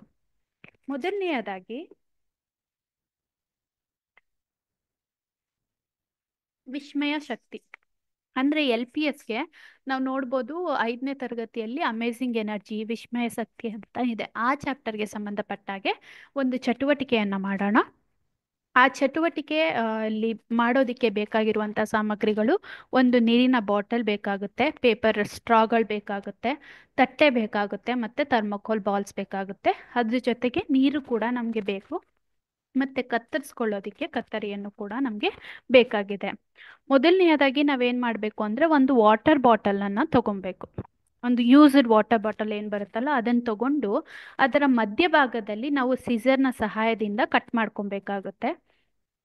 ಕಟ್ ಮಾಡ್ಕೊಂಡ ನಂತರ ನಮಗೆ ಈ ಒಂದು ಇಮೇಜಲ್ಲಿ ಹೇಗೆ ತೋರಿಸ್ತಾ ಇದೆ ಅಲ್ಲ, ಅದರ ಕೆಳಭಾಗದಲ್ಲಿ 3 ರಂಧ್ರಗಳನ್ನು ಮಾಡ್ಕೋಬೇಕಾಗುತ್ತೆ. ನಾವು ಆ ಒಂದು ಬಾಟಲಿ ಕಟ್ ಮಾಡಿದ ಕೆಳಭಾಗವನ್ನು ಇಟ್ಕೊಂಡು ಮೇಲ್ಭಾಗವನ್ನು ರಿಮೂವ್ ಮಾಡಿ ಕತ್ತರಿಸಿ ತೆಗಿಬೇಕಾಗುತ್ತೆ. ತೆಗೆದ ನಂತರ ಆ ಬಾಟಲಿಯ ಕೆಳಭಾಗದಲ್ಲಿ ಬಾಟಮಲ್ಲಿ 3 ರಂಧ್ರಗಳನ್ನು ಮಾಡಲಾಗಿದೆ. 3 ರಂಧ್ರಗಳನ್ನು ಮಾಡಿದ ನಂತರ ಆ ಒಂದು ರಂಧ್ರಗಳಿಗೆ ನಾವು ಸ್ಟ್ರಾಗಳು, ಪೇಪರ್ ಸ್ಟ್ರಾ ಅಂತ ಏನು ಹೇಳಿದ್ವಿ, ಈ ಕಾಗದದ ಸ್ಟ್ರಾಗಳ ರಂಧ್ರಗಳನ್ನು ತೋರಿಸಿರುವಂತೆ ಇಲ್ಲಿ ತೋರಿಸಿದೀವಲ್ವಾ, ಈ ರೀತಿಯಾಗಿ ಒಳಗಡೆ ತುರುಕ್ಬೇಕಾಗತ್ತೆ. ಅಂದರೆ ಒಳಗಡೆ ಏನು ಮಾಡಬೇಕು, ಇನ್ಸರ್ಟ್ ಮಾಡಬೇಕಾಗತ್ತೆ. ಇನ್ಸರ್ಟ್ ಮಾಡಿದ ಮೇಲೆ ಆ ಒಂದು ಸ್ಟ್ರಾಗಳ ಇನ್ನೊಂದು ತುದಿಗಳೇನಿದ್ದಾವೆ ಅವನ್ನ ತೋರಿಸಿರೋ ರೀತಿ ಒಂದು ತಟ್ಟೆಯ ಮೇಲೆ ಹೀಗೆ ಇಟ್ಕೊಬೇಕಾಗತ್ತೆ. ಆ ಸ್ಟ್ರಾಗಳ ಮುಂದೆ ನಾವು ಕೆಲವೊಂದು ಥರ್ಮೋಕೋಲ್ ಬಾಲ್ಸನ್ನು ಇಡಬೇಕಾಗತ್ತೆ. ಇದು ಬಂದು ನಾನು ಆಕ್ಟಿವಿಟಿ ಮಾಡೋದಕ್ಕೆ ಒಂದು ಅರೇಂಜ್ಮೆಂಟ್ ಅಂತ ಹೇಳ್ಬೋದು. ಹಾಗಿದ್ರೆ ಈಗ ಈ ಚಟುವಟಿಕೆಯನ್ನು ಹೇಗೆ ಮಾಡೋದು ಅಂತ ನೋಡೋದಾದರೆ, ಇಲ್ಲಿ ನಾವು ನೋಡ್ತಾ ಇರ್ಬೋದು, ಈ ಒಂದು ರಂಧ್ರಗಳೇನು ಮಾಡಿದ್ದೀವಿ, ಆ ಬಾಟಲಿಯ ಒಳಗಡೆ ಒಂದು ಕಾರ್ಡ್ಬೋರ್ಡ್ ಶೀಟ್ ಕೂಡ ಇಟ್ಟಿದ್ದೀವಿ ನಾವು.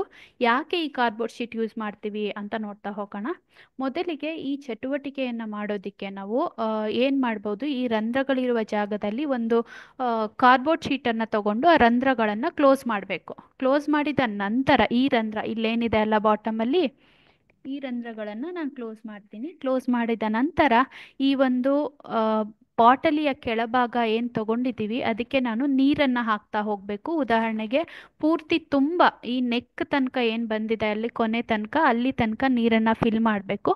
ಫಿಲ್ ಮಾಡಿದ್ಮೇಲೆ ಈ ಒಂದು ಕಾರ್ಡ್ಬೋರ್ಡ್ ಶೀಟನ್ನು ಓಪನ್ ಮಾಡಬೇಕಾಗತ್ತೆ. ಯಾಕೆ ಓಪನ್ ಮಾಡಬೇಕು, ಈ ಓಪನ್ ಮಾಡಿದಾಗ ಆ ನೀರೇನಿದೆ ಅದು ಈ ಸ್ಟ್ರಾಗಳ ಮೂಲಕ ತಟ್ಟೆಯನ್ನು ತಲುಪುತ್ತೆ. ಅಂದರೆ ಆ ಒಂದು ಥರ್ಮೋಕೋಲ್ ಬಾಲ್ ಮೇಲೆ ಬೀಳುತ್ತೆ ನೀರು. ಹಂಗೆ ಆಗಬೇಕು ಅಂತ ಅಂದರೆ ನಾವೇನು ಮಾಡಬೇಕು, ಈ ಒಂದು ಕಾರ್ಡ್ಬೋರ್ಡ್ ಶೀಟನ್ನು ರಿಮೂವ್ ಮಾಡಬೇಕಾಗುತ್ತೆ.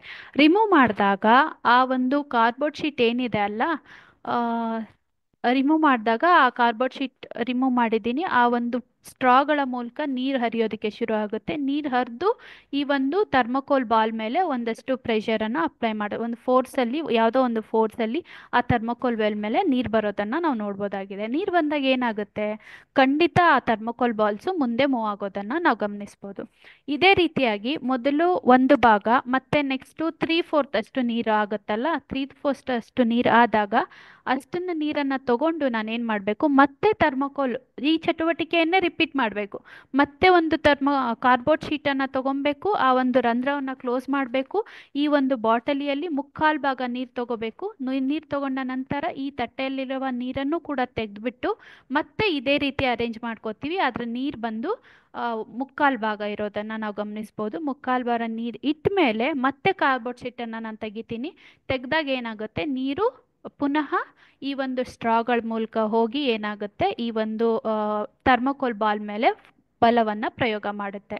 ಮತ್ತೆ ಥರ್ಡ್ ಆಕ್ಟಿವಿಟಿ ಏನು, ಮತ್ತೆ ಥರ್ಡ್ ಟೈಮ್ ಮಾಡಿದಾಗ ಏನು ಮಾಡ್ತೀನಿ, ಈ ಬಾಟಲಿಯಲ್ಲಿ ಅರ್ಧ ಭಾಗದಷ್ಟು ನೀರನ್ನು ಉಳಿಸ್ತೀನಿ. ಅರ್ಧ ಭಾಗದಷ್ಟು ನೀರನ್ನು ಇಟ್ಟು ಥರ್ಮೋಕೋಲ್ ಇದೇನು ಕಾರ್ಡ್ಬೋರ್ಡ್ ಶೀಟ್ ಇದೆ ಅಲ್ಲ, ಈ ಕಾರ್ಡ್ಬೋರ್ಡ್ ಶೀಟ್ನ ಮತ್ತೆ ಓಪನ್ ಮಾಡ್ತೀನಿ. ಕ್ಲೋಸ್ ಮಾಡಬೇಕು, ಮತ್ತೆ ನೀರು ಅರ್ಧ ಮಾತ್ರ ತೊಗೊಬೇಕು, ಮತ್ತೆ ಕ್ಲೋಸ್ ಮಾಡಬೇಕು, ಮತ್ತೆ ಮುಕ್ಕಾಲು ತೊಗೊಬೇಕು, ಕಾಲು ಭಾಗ ತೊಗೊಬೇಕು. ಇದೇ ರೀತಿ ಚಟುವಟಿಕೆಯನ್ನು ರಿಪೀಟ್ ಮಾಡ್ತಾ ಹೋಗಬೇಕು.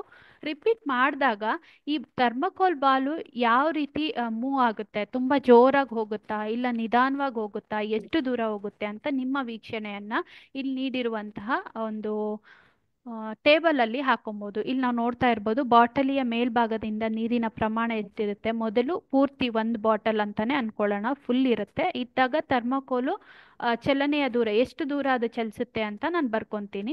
ಎರಡನೇ ಸಾರಿ ಏನು ಮಾಡ್ತೀನಿ, ಮತ್ತೆ ಕಾರ್ಡ್ಬೋರ್ಡ್ ಶೀಟ್ ಇಟ್ಬಿಟ್ಟು ಆ ಒಂದು ಬಾಟಲಿಯಲ್ಲಿ ಮುಕ್ಕಾಲು ಭಾಗ ತೊಗೊತೀನಿ. ಇಲ್ಲಿ ನಾನು ಮುಕ್ಕಾಲು ಭಾಗ ತೊಗೊಂಡಾಗ ಆ ಥರ್ಮೋಕೋಲ್ ಬಾಲು ಎಷ್ಟು ದೂರ ಚಲಿಸುತ್ತೆ ಅಂತ ನೋಟ್ ಡೌನ್ ಮಾಡ್ಕೊತೀವಿ.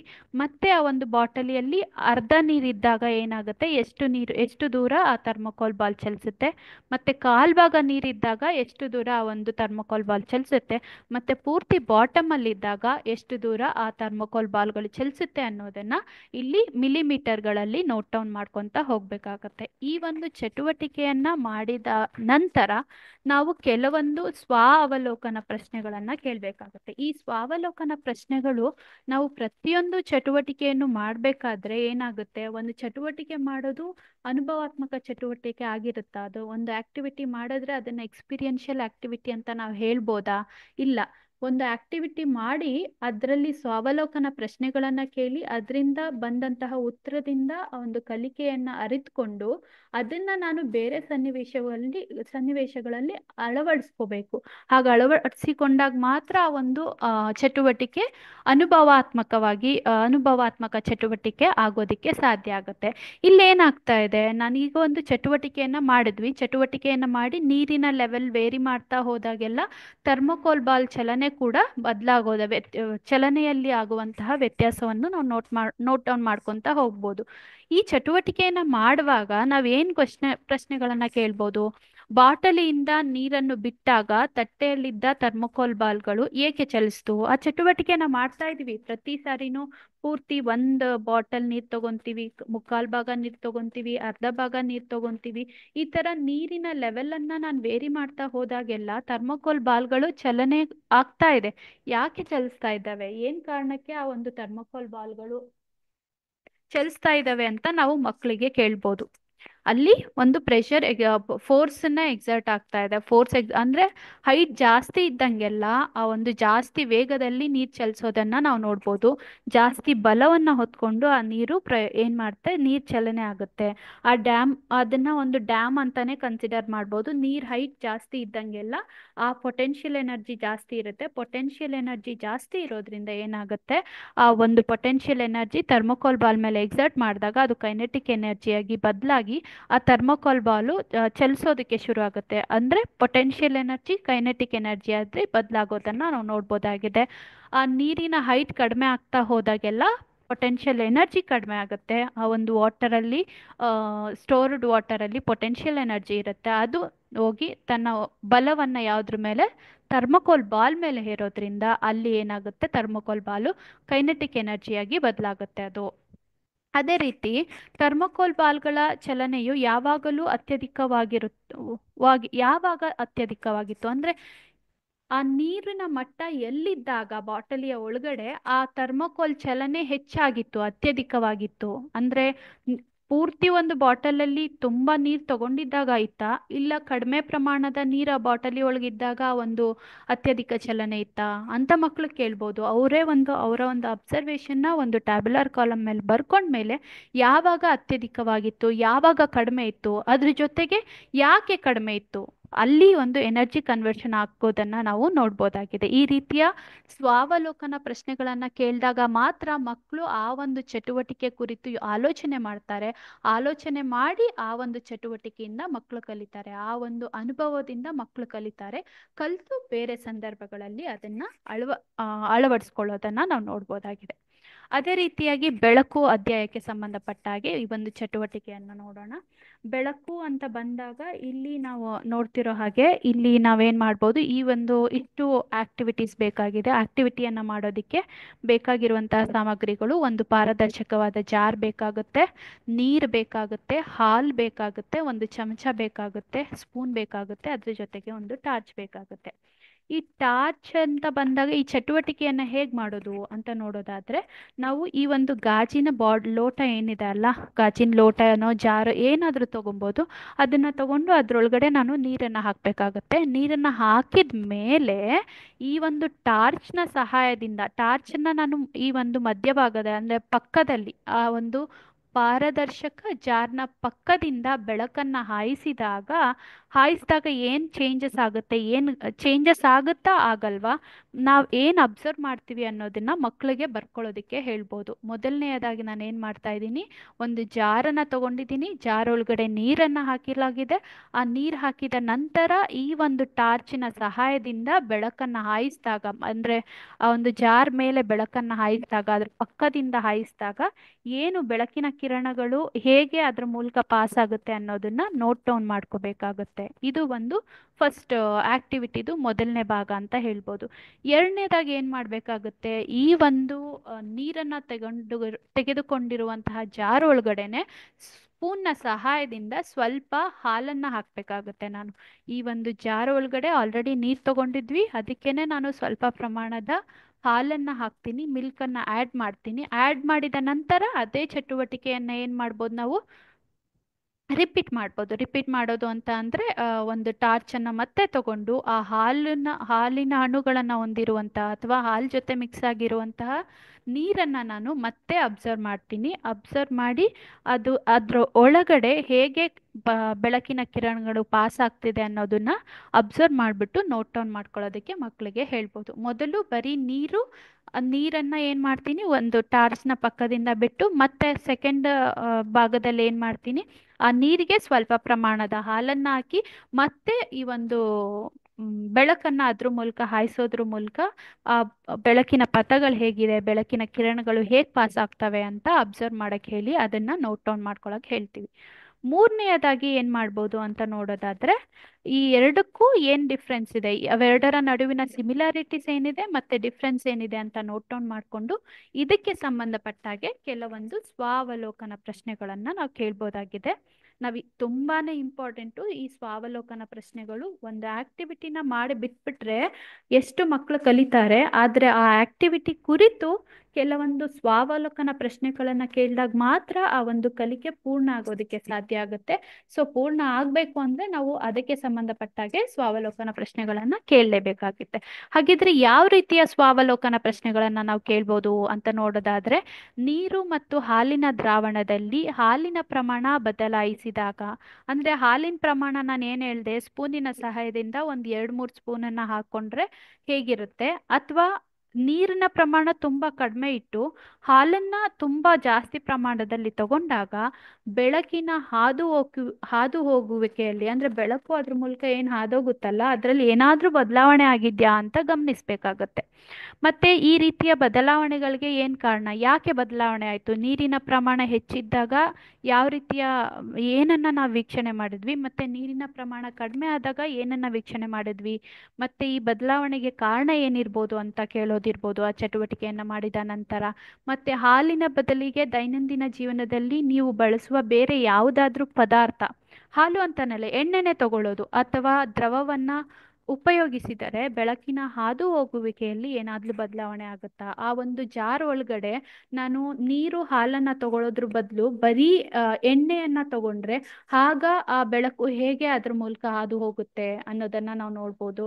ಮತ್ತೆ ಆ ಬದಲಾವಣೆಗೆ ಏನ್ ಕಾರಣ ಅನ್ನೋದು ಕೂಡ ನಾವು ಗಮನಿಸ್ಬೋದು. ಮತ್ತೆ ಈ ರೀತಿಯ ಪ್ರಕ್ರಿಯೆ ನಮ್ಮ ಪ್ರಕೃತಿಯೆಲ್ಲ ಇನ್ನು ಎಲ್ಲೆಲ್ಲಿ ನೋಡ್ಬೋದು, ಈ ರೀತಿಯ ಒಂದು ಪ್ರಾಸೆಸ್ ಅನ್ನ ನಾವೆಲ್ಲಿ ನೋಡ್ಬೋದು ಅಂತ ಕೂಡ ನಾವು ಮಕ್ಕಳಿಗೆ ಕೇಳ್ಬೋದು. ಹೀಗೆ ಕೇಳೋದ್ರಿಂದ ಮಕ್ಕಳು ಅವರು ಕಲ್ತಿದ್ದನ್ನ ದಿನನಿತ್ಯ ಜೀವನದಲ್ಲಿ ಅಳವಡಿಕೆ ಮಾಡ್ಕೊಂತಾರೆ. ಇದು ಮೇಯ್ನ್ ಆಗಿ ನಾವೇನ್ ನೋಡ್ತೀವಿ ಅಂತ ಅಂದ್ರೆ ಇದು ಬಂದು ಬೆಳಕು ಹೇಗೆ ಆದೋಗುತ್ತೆ ಮತ್ತೆ ಇದು ಅನ್ನೋ ತರ. ಅದೇ ನಾವು ಈ ಚಟುವಟಿಕೆಯಲ್ಲೇ ಒಂದು ಜಾರ್ ಒಳಗಡೆ ನೀರು ಮತ್ತೆ ಸ್ವಲ್ಪ ಪ್ರಮಾಣದ ಹಾಲು ಹಾಕ್ಬಿಟ್ಟು ಆ ಒಂದು ಜಾರ್ನ ಮೇಲ್ಭಾಗದಿಂದ, ಅಂದ್ರೆ ಜಾರ್ದು ಓಪನಿಂಗ್ ಇರುತ್ತಲ್ಲ ಆ ಮೇಲ್ಭಾಗದಿಂದ ಬೆಳಕನ್ನ ಹಾಯಿಸಿದಾಗ ಆ ಒಂದು ಜಾರ್ ಒಳಗಡೆ ಒಂದು ಕಲರ್ ಗ್ರೇಡಿಯಂಟ್ ಅನ್ನ ವೀಕ್ಷಣೆ ಮಾಡ್ಬೋದು ನಾವು, ಕಾಣಿಸುತ್ತೆ. ಆ ಕಲರ್ ಗ್ರೇಡಿಯಂಟ್ ಅಲ್ಲಿ ಆ ಜಾರ್ನ ಮೇಲ್ಭಾಗದಲ್ಲಿ ಬಿಳಿ ಅಂದ್ರೆ ವೈಟ್ ಬ್ಲೂ ಕಲರ್ ಇರೋದನ್ನ ನಾವು ನೋಡ್ಬೋದಾಗಿದೆ. ಮತ್ತೆ ಕೆಳಗೆ ಬರ್ತಾ ಬರ್ತಾ ಬರ್ತಾ ಆ ಜಾರ್ನ ಬಾಟಮ್ ಅಲ್ಲಿ ತಳಭಾಗದಲ್ಲಿ ಯೆಲ್ಲೋ ಆರೆಂಜ್ ಕಲರ್ ಇರೋದನ್ನ ನಾವು ನೋಡ್ಬೋದಾಗಿದೆ.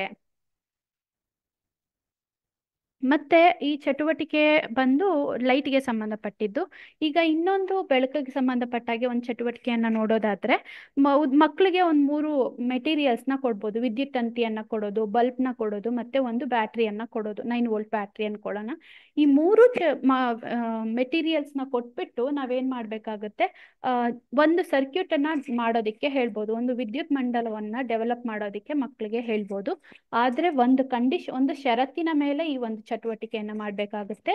ಏನು ಷರತ್ತು ಅಂತ ಅಂದ್ರೆ, wire should not be cut. ನಾವು ಒಂದೇ ತಂತಿ ಕೊಟ್ಟಿರ್ತೀವಿ, ಒಂದು ಬಲ್ಬ್ ಇರುತ್ತೆ ಮತ್ತೆ ಒಂದು ಬ್ಯಾಟ್ರಿ ಇರುತ್ತೆ. ಈ ಮೂರಲ್ಲೂ ಕೂಡ ಒಂದೇ ವೈರ್ ಅನ್ನ ಬಳಸ್ಕೊಂಡು ಆ ವೈರ್ನ ಕಟ್ ಮಾಡ್ದೇನೆ ಒಂದು ಎಲೆಕ್ಟ್ರಿಕ್ ಸರ್ಕ್ಯೂಟ್ ಅನ್ನ ಮಾಡ್ಬೇಕು ಅಂತ ಮಕ್ಕಳಿಗೆ ಒಂದು ಚಾಲೆಂಜ್ ಅನ್ನ ಕೊಡ್ಬೋದು. ಆ ಒಂದು ಆಕ್ಟಿವಿಟಿನ ಕೊಟ್ಟ ನಂತರ ಇಲ್ಲಿ ಕೇಳಿರುವ ರೀತಿ ಕೆಲವೊಂದು ಸ್ವಾವಲೋಕನ ಪ್ರಶ್ನೆಗಳನ್ನ ಕೇಳಬೇಕಾಗುತ್ತೆ. ಏನು ಸ್ವಾವಲೋಕನ ಪ್ರಶ್ನೆಗಳು ಅಂತ ನೋಡೋದಾದ್ರೆ, ಕೇವಲ ಒಂದು ತಂತಿಯೊಂದಿಗೆ ಸರಳ ಸರ್ಕ್ಯೂಟ್ ಅನ್ನ ನಿರ್ಮಿಸೋದಕ್ಕೆ ಸಾಧ್ಯನಾ? ನಾವು ಅವ್ರಿಗೆ ಮೆಟೀರಿಯಲ್ಸ್ ಕೊಟ್ಟಿದ್ದೀವಿ, ಕೊಟ್ಟ ನಂತರ ಕೇವಲ ಒಂದೇ ಒಂದು ವೈರ್ ಅನ್ನ ಕೊಟ್ಟು ನಾನು ಮಗುಗೆ ಸರಳ ಒಂದು ವಿದ್ಯುತ್ ಮಂಡಲವನ್ನ ನಿರ್ಮಿಸೋದಕ್ಕೆ ಹೇಳಿದೀವಲ್ಲ, ಅದು ಸಾಧ್ಯ ಆಗತ್ತಾ ಅಂತ ಮಕ್ಕಳು ಕೇಳ್ಬೋದು.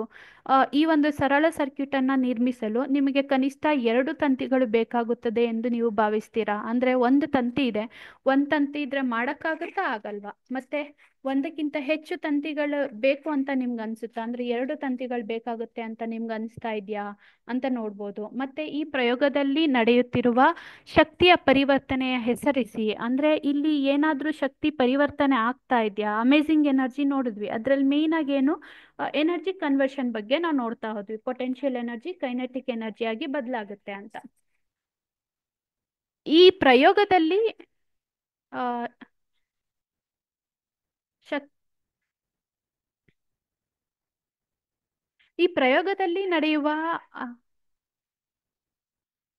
ಶಕ್ತಿಯ ಪರಿವರ್ತನೆ ಏನಿದೆ ಅದನ್ನ ಹೆಸರಿಸೋದಕ್ಕೆ ಮಕ್ಕಳಿಗೆ ನಾವು ಹೇಳ್ಬೋದಾಗಿದೆ. ಅಂದ್ರೆ ಯಾವ ರೀತಿ ಪರಿವರ್ತನೆ ಆಗ್ತಾ ಇದೆ, ಆ ಬ್ಯಾಟ್ರಿಯನ್ನ ನಾವು ಯೂಸ್ ಮಾಡ್ತಾ ಇದೀವಲ್ವಾ, ಆ ಬ್ಯಾಟ್ರಿ ಯೂಸ್ ಮಾಡ್ತಿರೋದ್ರಿಂದ ಬ್ಯಾಟ್ರಿಯಲ್ಲಿ ಕೆಮಿಕಲ್ ಎನರ್ಜಿ ಇರುತ್ತೆ. ಮತ್ತೆ ಅದು ಏನಾಗುತ್ತೆ, ಬಲ್ಬ್ನ ಸಹಾಯದಿಂದ, ವೈರ್ಗಳ ಸಹಾಯದಿಂದ ನಾನು ಒಂದು ಸರಳ ಮಂಡಲವನ್ನ ರೂಪಿಸ್ಕೊಂಡ್ರೆ ಆಗ ಅದು ಏನಾಗುತ್ತೆ, ಬೆಳಕನ್ನ ನೀಡೋದಕ್ಕೆ ಶುರು ಆಗುತ್ತೆ. ಅದನ್ನೇ ನಾವು ಏನ್ ಹೇಳ್ಬೋದು, ಹೌದು ಆಗುತ್ತೆ, ಪರಿವರ್ತನೆ ಆಗ್ತಾ ಇದೆ ಅಂತ ಹೇಳ್ಬಿಟ್ಟು ಇಲ್ಲಿ ಕೆಮಿಕಲ್ ಎನರ್ಜಿ ಲೈಟ್ ಎನರ್ಜಿ ಆಗಿ ಬದಲಾಗುತ್ತೆ ಅಂತ ನಾವು ಇರುವ ಒಂದು ಅಧ್ಯಾಯದಲ್ಲೇ ಇರುವಂತಹ ಎರಡು ಕಾನ್ಸೆಪ್ಟ್ನು ಕಂಬೈನ್ ಮಾಡಿ ಮಾತಾಡ್ಬೋದು. ಮತ್ತೆ ಸರ್ಕ್ಯೂಟ್ ಅನ್ನ ಸಂಪರ್ಕಿಸಲು ಇದು ಸುರಕ್ಷಿತ ಮಾರ್ಗನ? ಹಾಗಿದ್ರೆ ಒಂದೇ ವೈರ್ ಇಟ್ಕೊಂಡು ನಾವು ಒಂದು ಸರ್ಕ್ಯೂಟ್ ಅನ್ನ ಮಾಡ್ಬೋದಾ, ಮತ್ತೆ ಅದು ತುಂಬಾ ಉಪಯುಕ್ತವಾಗಿದ್ಯಾ ಅಂತ ನೋಡ್ಬೋದಾಗಿದೆ. ಅದೇ ರೀತಿಯಾಗಿ ಮೋಷನ್ ಮತ್ತೆ ಟೈಮ್ಗೆ ಸಂಬಂಧಪಟ್ಟಾಗೆ ಒಂದು ಚಟುವಟಿಕೆ ಮಾಡ್ಬೋದು. ಆ ಚಟುವಟಿಕೆ ಮಾಡೋದಕ್ಕೆ ಒಬ್ರು ವಿದ್ಯಾರ್ಥಿ ಬೇಕಾಗುತ್ತೆ, ಮತ್ತೆ ಒಂದು ಅಲಾರಂ ಒಂದು ಕ್ಲಾಕ್ ಬೇಕಾಗುತ್ತೆ ಅಂತ ನೋಡ್ಬೋದು. ಇವಾಗ ಇಲ್ಲಿ ಏನ್ ನಾನು ತಗೊಂತಾ ಇದ್ದೀನಿ, ಮೊದಲು ಒಂದು ವಿದ್ಯಾರ್ಥಿ ಕೂತಿರ್ತಾರೆ, ಸ್ಟಾರ್ಟ್ ಮಾಡಿದಾಗ ಏನಾಗುತ್ತೆ, ಆ ಮಗು ನಡೆಯೋದು ಓಡಾಡೋದು ಏನೋ ಮಾಡುತ್ತೆ. ನಡೆಯೋದಕ್ಕೂ ಹೇಳ್ಬೋದು, ಓಡೋದಕ್ಕೂ ಹೇಳ್ಬೋದು. ಸ್ಟಾರ್ಟ್ ಮಾಡಿದಾಗ ಡಿಸ್ಟೆನ್ಸ್ ಟ್ರಾವೆಲ್ಡ್ 0 ಇತ್ತು, ಮತ್ತೆ ಟೈಮು ಕೂಡ 0 ಇರೋದನ್ನ ನಾವು ನೋಡ್ಬೋದು. ಸ್ಟಾರ್ಟ್ ಮಾಡಿ ಆ ಒಂದು ವಿದ್ಯಾರ್ಥಿ ಒಂದು ಸ್ವಲ್ಪ ದೂರ ಚಲಿಸಿದ ಮೇಲೆ, ಅಂದ್ರೆ ಉದಾಹರಣೆಗೆ ಎಷ್ಟು ದೂರ ಚಲಿಸಿದ್ರು ಅಂತ ನೋಟ್ ಡೌನ್ ಮಾಡ್ಕೋಬೇಕಾಗುತ್ತೆ. 15 ಸೆಕೆಂಡ್ ಚಲಿಸಿದ್ದಾರೆ, 15 ಸೆಕೆಂಡಲ್ಲಿ 20 ಸೆಂಟಿಮೀಟರ್ ಅಷ್ಟು ಆ ಮಗು ಚಲಿಸಿರೋದನ್ನ ನಾವು ನೋಡ್ಬೋದಾಗಿದೆ. ಅದೇ ರೀತಿ ಇವಾಗ ಸೆಕೆಂಡ್ ಟೈಮ್ ಆಕ್ಟಿವಿಟಿ ಮಾಡ್ಬೇಕಾದ್ರೆ ನಾನು ಏನ್ ಮಾಡ್ಬೇಕಾಗುತ್ತೆ, ಸ್ಟಾಪ್ ಏನಿದೆ ಅಲ್ಲ, ಆ ಸ್ಟಾಪೇ ಇನಿಷಿಯಲ್ ಸ್ಟೇಟ್ ಆಗಿರುತ್ತೆ. ಸ್ಟಾರ್ಟ್ ಅಂತ ಬಂದಾಗಲೇ ಏನಾಗಿರುತ್ತೆ, ಆ ಮಗು 20 ಸೆಂಟಿಮೀಟರ್ ದೂರದಲ್ಲಿದೆ, ಮತ್ತೆ ಟೈಮು 15 ಸೆಕೆಂಡ್ ಆಗಿದೆ. ಇವಾಗ ಮತ್ತೆ ನಾನು ಸ್ಟಾರ್ಟ್ ಮಾಡಿದ್ರೆ ಏನಾಗುತ್ತೆ, ಸ್ಟಾಪಲ್ಲೇ ಇದೆ ಆ ಮಗು. ಎಲ್ಲಿ ಇನಿಷಿಯಲಿ ಏನಿದೆ ಅಂತ ಅಂದ್ರೆ 30 ನಿಮಿಷ ಆಯ್ತು. 30 ನಿಮಿಷ ಆದ್ರೂ ಕೂಡ ಆ ಮಗು ಅದೇ ಸ್ಥಾನದಲ್ಲಿ ಇರೋದ್ರಿಂದ ಟೈಮ್ ಬಂದು, ಡಿಸ್ಟೆನ್ಸ್ ಟ್ರಾವೆಲ್ಡ್ ಬಂದು 20 ಅಂತ ಇದೆ, ಮತ್ತೆ ಟೈಮ್ ಟೇಕನ್ ಬಂದು 30 ಸೆಕೆಂಡೇ ಇದೆ. ಅಂದ್ರೆ ಮೊದಲು ಏನ್ ಮಾಡುತ್ತೆ ಮಗು, ಒಂದು ಸ್ಥಳದಿಂದ ಇನ್ನೊಂದು ಸ್ಥಳಕ್ಕೆ ನಡ್ಕೊಂಡು ಹೋಗುತ್ತೆ. ಎರಡನೇ ಬಾರಿ ಏನಾಗುತ್ತೆ, ಮಗು ಸ್ಟಾರ್ಟ್ ಮಾಡಿದಾಗ ಅದೇ ಜಾಗದಲ್ಲಿ ನಿಂತಿದೆ, 15 ನಿಮಿಷ ಆದ್ಮೇಲೂ ಕೂಡ ಅದೇ ಜಾಗದಲ್ಲಿ ಇರೋದ್ರಿಂದ ಆ ಡಿಸ್ಟೆನ್ಸ್ ಟ್ರಾವೆಲ್ಡ್ ಬಂದು 20ನೇ ಇರುತ್ತೆ, ಟೈಮ್ ಟೇಕನ್ ಬಂದು 30 ಸೆಕೆಂಡ್ಸ್ ಇರೋದನ್ನ ನಾವು ನೋಡ್ಬೋದಾಗಿದೆ. ಈಗ ಇದಕ್ಕೆ ಸಂಬಂಧಪಟ್ಟ ಹಾಗೆ ನಮ್ಗೆ ಈಗ ಒಂದಷ್ಟು ಡೇಟಾನ ಕಲೆಕ್ಟ್ ಮಾಡ್ಕೊಂಡಿದ್ದೀವಿ. ಈ ಡೇಟಾ ಕಲೆಕ್ಟ್ ಮಾಡ್ಕೊಂಡು ಅದಕ್ಕೆ ಗ್ರಾಫ್ ಎಳಿಬಹುದು. ಗ್ರಾಫ್ ಎಳೆದಾಗ ಮೊದಲನೇ ಪಾಯಿಂಟ್ ನಾವಿಲ್ಲಿ ನೋಡ್ತಾ ಇರ್ಬೋದು, P1 ಅಂತ ಇದೆ. P1 ಅಂದ್ರೆ 0 ಡಿಸ್ಟೆನ್ಸ್ ಟ್ರಾವೆಲ್ಡ್ ಇದ್ದಾಗ ಕಾಲ ಕೂಡ 0ನೇ ಇರೋದ್ರಿಂದ ಏನಾಗುತ್ತೆ, ನಮಗೆ P1 ಬರುತ್ತೆ.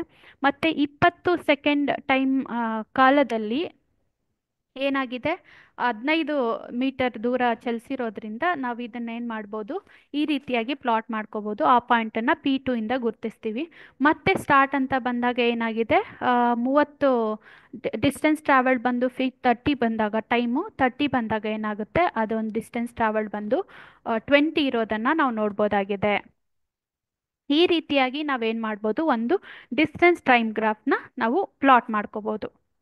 ಮತ್ತೆ ಈ ಒಂದು ಡಿಸ್ಟೆನ್ಸ್ ಟೈಮ್ ಗ್ರಾಫ್ನ ಪ್ಲಾಟ್ ಮಾಡಿದ್ಮೇಲೆ ಅದರಿಂದ ಜವವನ್ನ ಅಂದ್ರೆ ನಾವು ಸ್ಪೀಡನ್ನ ಫೈಂಡ್ ಔಟ್ ಮಾಡ್ಬೋದು. ಆ ಸ್ಪೀಡನ್ನ ಫೈಂಡ್ ಔಟ್ ಮಾಡ್ಬೇಕಂದ್ರೆ ಯಾವ್ದಾದ್ರು ಎರಡು ಬಿಂದುಗಳನ್ನ ಗುರ್ತು ಮಾಡ್ಕೋಬೇಕಾಗುತ್ತೆ. ಗುರ್ತು ಮಾಡ್ಕೊಂಡ್ಮೇಲೆ ಜವ ಇಸ್ ಈಕ್ವಲ್ ಟು ವೈ ಅಕ್ಷದಲ್ಲಿನ ವ್ಯತ್ಯಾಸ ಏನ್ ಬರುತ್ತೆ, ವೈ ಅಕ್ಷದಲ್ಲಿ ಏನ್ ವ್ಯತ್ಯಾಸ ಬಂದಿದೆ ಅಂತ ನೋಡ್ಕೊಳ್ಳೋದು. ಅದೆರಡು ಪಾಯಿಂಟ್ ಬಂದು 4 ಮೀಟರು ಮತ್ತೆ 1.6 ಮೀಟರ್, ಇವೆರಡರ ನಡುವಿನ ವ್ಯತ್ಯಾಸ ತಗೋಬೇಕಾಗುತ್ತೆ. ಮತ್ತೆ ಎಕ್ಸ್ ಅಕ್ಷದಲ್ಲಿ ಏನ್ ವ್ಯತ್ಯಾಸ ಇದೆ ಅಂದ್ರೆ 20 ಇಂದ 30 ಸೆಕೆಂಡ್ಸ್ಗೆ ಹೋಗಿದೆ. ಆ ಒಂದು ಡಿಸ್ಟೆನ್ಸ್ ಅನ್ನ ನಾನು ಏನ್ ಮಾಡ್ಬೇಕು ಅಂದ್ರೆ ಆ ಡಿಫ್ರೆನ್ಸ್ ಅನ್ನ ನಾನು ಇಲ್ಲಿ ಹಾಕೋಬೇಕಾಗುತ್ತೆ. ಈಗ ಹಾಕ್ದಾಗ ಅವೆರಡು ಡಿಫ್ರೆನ್ಸ್ ಅನ್ನ ನಾನು ನೋಟ್ ಡೌನ್ ಮಾಡಿದಾಗ ಏನಾಗುತ್ತೆ, 2.4 ಮೀಟರ್ ಡಿವೈಡೆಡ್ ಬೈ 10 ಸೆಕೆಂಡ್ ಅಂತ ಆಗುತ್ತೆ. ಅಂದ್ರೆ ಒಟ್ಟಾರೆಯಾಗಿ ನಾ ಹೇಳೋದಾದ್ರೆ 0.24 ಮೀಟರ್ ಪರ್ ಸೆಕೆಂಡ್ ಬಂದು ಆ ಒಂದು ವಸ್ತುವಿನ ಅಥವಾ ಆ ಒಂದು ವಿದ್ಯಾರ್ಥಿಯ ಜವ ಅಂತಾನೆ ಹೇಳ್ಬೋದಾಗಿದೆ. ಹಾಗಾದ್ರೆ ಈ ಒಂದು ಲರ್ನಿಂಗ್ ಗ್ಯಾಪ್ ಏನ್ ಹೇಳಿದ್ವಿ ಎಲ್ಲ ಗೊತ್ತಾದ್ಮೇಲೆ ಆ ಮಕ್ಕಳು ಆ ಒಂದು ಅಚೀವ್ ಅಂದ್ರೆ ಆ ಒಂದು ಕಾಂಪಿಟೆನ್ಸಿನ ಅಚೀವ್ ಮಾಡ್ಬೇಕು ಅಂದ್ರೆ ಅಥವಾ ಒಂದು ಇದನ್ನ ಗೆಲ್ವೋನ ಅಚೀವ್ ಮಾಡಬೇಕು ಅಂತ ಅಂದ್ರೆ, ಮತ್ತೆ ಆ ಒಂದು remember level, understand level, apply level, analyse level questions ಅನ್ನ ಅಟೆಂಡ್ ಮಾಡಬೇಕು ಅಂತ ಅಂದ್ರೆ ಯಾವ ರೀತಿಯ ಪ್ರಶ್ನೆಗಳನ್ನ ಮಕ್ಕಳಿಗೆ ಕೇಳ್ಬೋದು ಅಂತ ನೋಡೋಣ.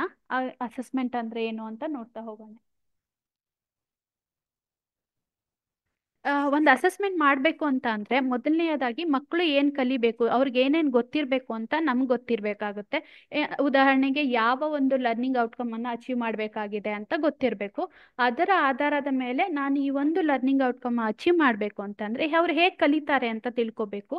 ಅಂದರೆ ವಿದ್ಯಾರ್ಥಿಗಳು ಹೇಗೆ ಕಲಿತಾರೆ, ಆಟದ ಮೂಲಕನ, ಫೀಲ್ಡ್ ಟ್ರಿಪ್ ಕರ್ಕೊಂಡು ಹೋಗೋದ್ರ ಮೂಲಕನ, ಗೇಮ್ಸ್ ಆಡೋಸೋದ್ರ ಮೂಲಕನ, ಇಲ್ಲ ತರಗತಿಯಲ್ಲಿ ಸ್ಕಿಚ್ ಮಾಡಿಸೋದ್ರ ಮೂಲಕ ಕಲಿತಾರ ನೋಡ್ಬೇಕಾಗುತ್ತೆ. ಅದಾದ್ಮೇಲೆ ಆ ಕಲಿಕೆಯನ್ನ ಹೇಗೆ ಅಳಿಯೋದು ಅಂತಾನು ನಾನು ಪ್ಲಾನ್ ಮಾಡ್ಕೋಬೇಕಾಗುತ್ತೆ. ಇದೆಲ್ಲವೂ ಕೂಡ ಲರ್ನಿಂಗ್ ಸೈಕಲ್ನ ಅಸೆಸ್ಮೆಂಟ್ ಅನ್ನೋದೇನಿದೆ ಈ ಒಂದು ಲರ್ನಿಂಗ್ ಸೈಕಲ್ನ ಒಂದು ಭಾಗ ಆಗಿದೆ ಅಂತಾನೆ ಹೇಳ್ಬೋದು. ಈಗಾಗಲೇ ನಾವು ಬ್ಲೂಮ್ಸ್ ಟ್ಯಾಕ್ಸಾನಮಿ ಬಗ್ಗೆ ತಿಳ್ಕೊಂಡಿದ್ದೀವಿ. ಅಂದ್ರೆ ಯಾವುದೇ ಒಂದು ಬ್ಲೂಮ್ಸ್ ಟ್ಯಾಕ್ಸಾನಮಿ ತರಗತಿಗಳ ಮೂಲಕ ವಿದ್ಯಾರ್ಥಿಗಳು ಪಡೆಯುವಂತಹ ಜ್ಞಾನವನ್ನ ಪರಿಶೀಲಿಸೋದಕ್ಕೆ ಸಹಾಯ ಆಗಿದೆ. ಈ ಒಂದು ಸಹಾಯ ಆಗಿರುವಂತಹ ಚೌಕಟ್ಟನ್ನೇ ನಾವು ಬ್ಲೂಮ್ಸ್ ಟ್ಯಾಕ್ಸಾನಮಿ ಅಂತ ಹೇಳ್ತೀವಿ. ಈ ಬ್ಲೂಮ್ಸ್ ಟ್ಯಾಕ್ಸಾನಮಿಯ ತತ್ವಗಳನ್ನು ಅನುಸರಿಸೋದಕ್ಕೆ ರಚಿಸಲಾಗಿರುವಂತಹ ಮೌಲ್ಯಮಾಪನಗಳು ಈ ಕೆಳಗಿನ ಅಂಶಗಳನ್ನು ಖಚಿತಪಡಿಸ್ಕೊಳ್ತವೆ.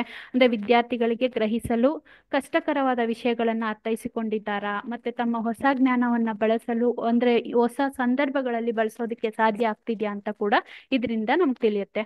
ಇದರಲ್ಲಿ 6 ಲೆವೆಲ್ಸ್ ಇರೋದನ್ನ ನಾವು ನೋಡ್ಬೋದಾಗಿದೆ. ಮೊದಲನೆಯದು ರಿಮೆಂಬರಿಂಗು, ಅಂದ್ರೆ ಆ ಒಂದು ಮೂಲ ಪರಿಕಲ್ಪನೆಗಳನ್ನ ಮನನ ಮಾಡ್ಕೊಳ್ಳೋದು. ಎರಡನೇದು ಬಂದು ಅಂಡರ್ಸ್ಟ್ಯಾಂಡಿಂಗು, ತಿಳುವಳಿಕೆ, ಅಂದ್ರೆ ಪರಿಕಲ್ಪನೆಗಳನ್ನ ವಿವರಿಸೋದು. ಮಕ್ಕಳು ವಿವರ್ಸಕ್ಕಾಯ್ತು ಅಂದ್ರೆ ಅವ್ರ ಅಂಡರ್ಸ್ಟ್ಯಾಂಡಿಂಗ್ ಲೆವೆಲ್ ಕ್ವೆಶನ್ಸ್ ಅನ್ನ ಅಟೆಂಡ್ ಮಾಡ್ತಾರೆ ಅಂತ ನೋಡ್ಬೋದಾಗಿದೆ. ಮತ್ತೆ ಅನ್ವಯಿಸುವುದು ಅಂತ ಬಂದಾಗ ಹೊಸ ಸಂದರ್ಭದಲ್ಲಿ ತಾನು ಕಲಿತಂತಹ ಮಾಹಿತಿಯನ್ನ ಅಥವಾ ಮಾಹಿತಿಯನ್ನ ಬೇರೆ ಕಡೆ ಹೊಸ ಸಂದರ್ಭಗಳಲ್ಲಿ ಅಪ್ಲೈ ಮಾಡ್ಕೊಳ್ಳೋದಿದೆಯಲ್ಲ, ಅದು ಬಂದು ಅನ್ವಯಿಸುವುದು ಅಂತ ಹೇಳ್ತೀವಿ. ವಿಶ್ಲೇಷಣೆ ಅಂತ ಅಂದ್ರೆ ಪರಿಕಲ್ಪನೆಗಳ ನಡುವೆ ಸಂಪರ್ಕಗಳನ್ನ ರಚಿಸುವಂತದ್ದಾಗಿರುತ್ತೆ. ಮತ್ತೆ ಮೌಲ್ಯಮಾಪನ ಅಂತ ಬಂದಾಗ ಒಂದು ನಿರ್ಧಾರಗಳನ್ನ ಸಮರ್ಥಿಸುವುದೇನಿದೆಯಲ್ಲ ಅದನ್ನೇ ನಾವು ಮೌಲ್ಯಮಾಪನ ಅಂತ ಹೇಳ್ತಾ ಹೋಗ್ತೀವಿ.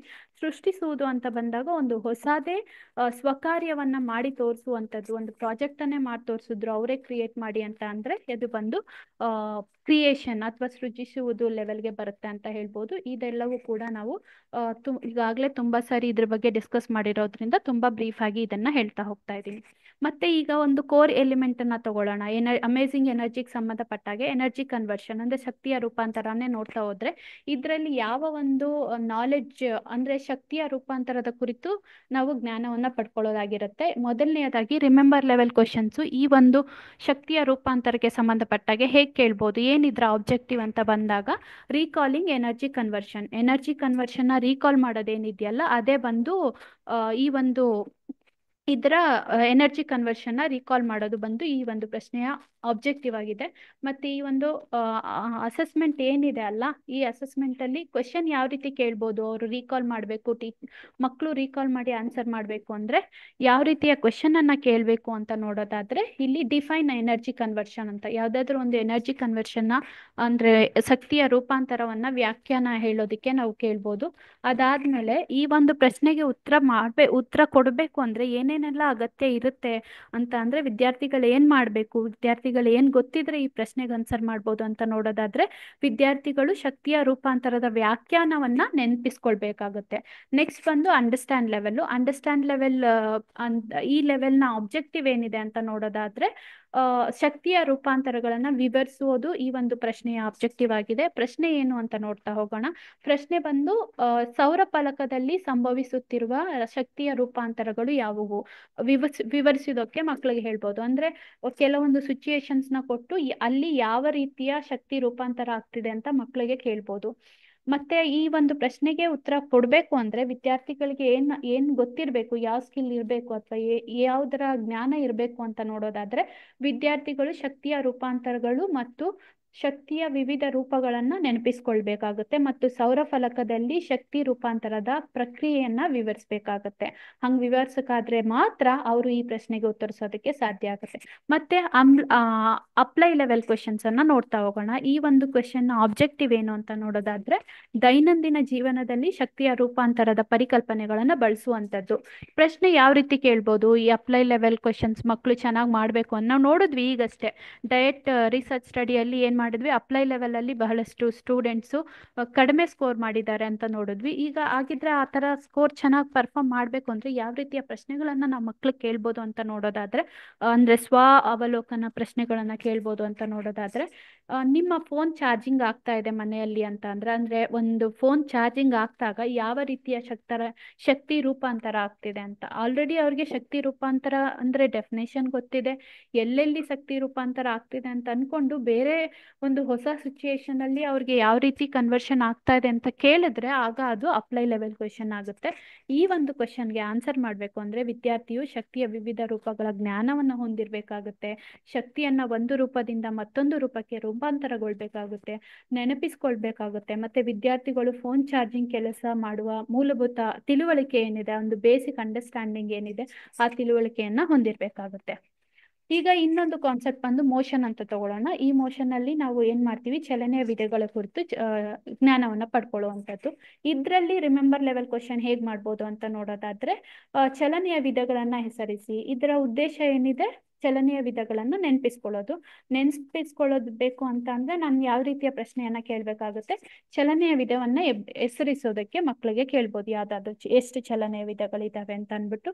ಮತ್ತೆ ಈ ಪ್ರಶ್ನೆಗೆ ಕೊಡ್ಬೇಕು ಅಂದ್ರೆ ವಿದ್ಯಾರ್ಥಿಗಳು ಏನ್ ಮಾಡ್ಬೇಕು ಅಂತ ನೋಡೋದಾದ್ರೆ, ವಿದ್ಯಾರ್ಥಿಯು ಚಲನೆಯ ವಿಧಗಳನ್ನ ರೀಕಾಲ್ ಮಾಡ್ಬೇಕಾಗುತ್ತೆ. ಮತ್ತೆ ಅಂಡರ್ಸ್ಟ್ಯಾಂಡ್ ಲೆವೆಲ್ ಕ್ವಶನ್ಸ್, ಇದರ ಉದ್ದೇಶ ಏನು ಅಂತ ನೋಡೋದಾದ್ರೆ ರೇಖೀಯ ಮತ್ತು ಪರಿಭ್ರಮಣ ಚಲನೆಗಳ ಪರಿಕಲ್ಪನೆಯನ್ನ ವಿವರಿಸುವುದು ಈ ಒಂದು ಪ್ರಶ್ನೆಯ ಉದ್ದೇಶ ಆಗಿದೆ. ಅಂಡರ್ಸ್ಟ್ಯಾಂಡ್ ಲೆವೆಲ್ಗೆ ಸಂಬಂಧಪಟ್ಟ ಹಾಗೆ ಇದಕ್ಕೆ ಸಂಬಂಧಪಟ್ಟ ಹಾಗೆ ಕ್ವಶನ್ ಆಗಿದ್ರೆ ಅಂಡರ್ಸ್ಟ್ಯಾಂಡ್ ಲೆವೆಲ್ಗೆ ಯಾವ ರೀತಿಯ ಪ್ರಶ್ನೆಯನ್ನ ಕೇಳ್ಬೋದು ಅಂತ ನೋಡೋದಾದ್ರೆ, ರೇಖೀಯ ಮತ್ತು ಪರಿಭ್ರಮಣ ಚಲನೆಗಳ ನಡುವಿನ ವ್ಯತ್ಯಾಸ ಏನು ಬರೆಯೋದಿಕ್ಕೆ ಮಕ್ಳಿಗೆ ಹೇಳಿದ್ವಿ, ಅವ್ರು ಬರೆಯಕ್ ಆಗ್ತಿದೆ ಅಂತ ಅಂದ್ರೆ ಆಗ ಅವರು ಅಂಡರ್ಸ್ಟ್ಯಾಂಡ್ ಲೆವೆಲ್ ಸ್ಕಿಲ್ ಅವ್ರಿಗೆ ಚೆನ್ನಾಗಿದೆ ಅಂದ್ರೆ ಡೆವಲಪ್ ಆಗುತ್ತೆ ಅಂತ ಹೇಳ್ಬೋದು.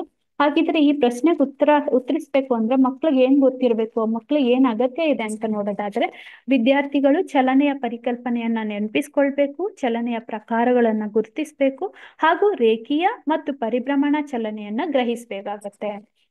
ಇದು ಬಂದು ಅಂಡರ್ಸ್ಟ್ಯಾಂಡ್ ಲೆವೆಲ್ ಆಗುತ್ತೆ. ಹಾಗಿದ್ರೆ ಅಪ್ಲೈ ಲೆವೆಲ್ ಕ್ವೆಶನ್ಸ್ ಅನ್ನ ಈ ಒಂದು ಕೋರ್ ಎಲಿಮೆಂಟ್ಗೆ ಸಂಬಂಧಪಟ್ಟಾಗೆ ಇಲ್ಲಿ ಬಂದು ಚಲನೆಯ ವಿಧಗಳು ಅನ್ನೋದು ಒಂದು ಕೋರ್ ಎಲಿಮೆಂಟ್ ಇದೆ. ಇದಕ್ಕೆ ಸಂಬಂಧಪಟ್ಟಾಗೆ ಯಾವ ರೀತಿಯ ಪ್ರಶ್ನೆಗಳನ್ನ ಕೇಳ್ಬೋದು ಈ ಅಪ್ಲೈ ಲೆವೆಲ್ಗೆ ಸಂಬಂಧಪಟ್ಟಾಗೆ ಚಾಟ್ ಬಾಕ್ಸ್ ಅಲ್ಲಿ ಹಾಕಕ್ಕಾಗುತ್ತಾ? ಕೋರ್ ಎಲಿಮೆಂಟ್ ಬಂದು ಮೋಷನ್ ಅಂತ ಇದೆ. ಸೊ ಈ ಮೋಷನ್ಗೆ ಸಂಬಂಧಪಟ್ಟಾಗೆ ಯಾವ ರೀತಿಯ ಪ್ರಶ್ನೆಗಳನ್ನ ಕೇಳೋದ್ರ ಮೂಲಕ ಈ ಒಂದು ಅಪ್ಲೈ ಲೆವೆಲ್ ಸ್ಕಿಲ್ ಅನ್ನ ನಾವು ಮಕ್ಕಳಲ್ಲಿ ಟೆಸ್ಟ್ ಮಾಡ್ಬೋದು. ಚಾಟ್ ಬಾಕ್ಸ್ ಅಲ್ಲಿ ಆನ್ಸರ್ ಮಾಡಬೇಕು ಅಂತ ಕೇಳ್ಕೊಂತೀನಿ. ನನ್ನ ಕೋರ್ ಕಾನ್ಸೆಪ್ಟ್ ಬಂದು ಮೋಷನ್ನು. ಚಲನೆಯ ವಿಧಗಳಿಗೆ ಸಂಬಂಧಪಟ್ಟಾಗೆ ಯಾವ್ದಾದ್ರು ಒಂದು ಅಪ್ಲೈ ಲೆವೆಲ್ ಕ್ವೆಶನ್ ಅನ್ನ ಚಾಟ್ ಅಲ್ಲಿ ಕೇಳಬೇಕು ಅಂತ ಕೇಳ್ಕೊಂತೀನಿ.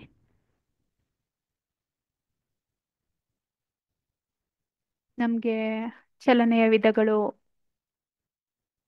HPS ಅಲ್ಲಿದೆ. ಯಾವ ರೀತಿಯ ಕ್ವಶನ್ ಅನ್ನ ಕೇಳಿದ್ರೆ ಮಕ್ಕಳಲ್ಲಿ ಈ ಒಂದು ಅಪ್ಲೈ ಲೆವೆಲ್ ಸ್ಕಿಲ್ ನ ಡೆವಲಪ್ ಮಾಡ್ಬೋದು, ಹೇಳಕ್ಕಾಗತ್ತಾ? ಟೈಪ್ ಮಾಡಕ್ಕಾಗತ್ತಾ?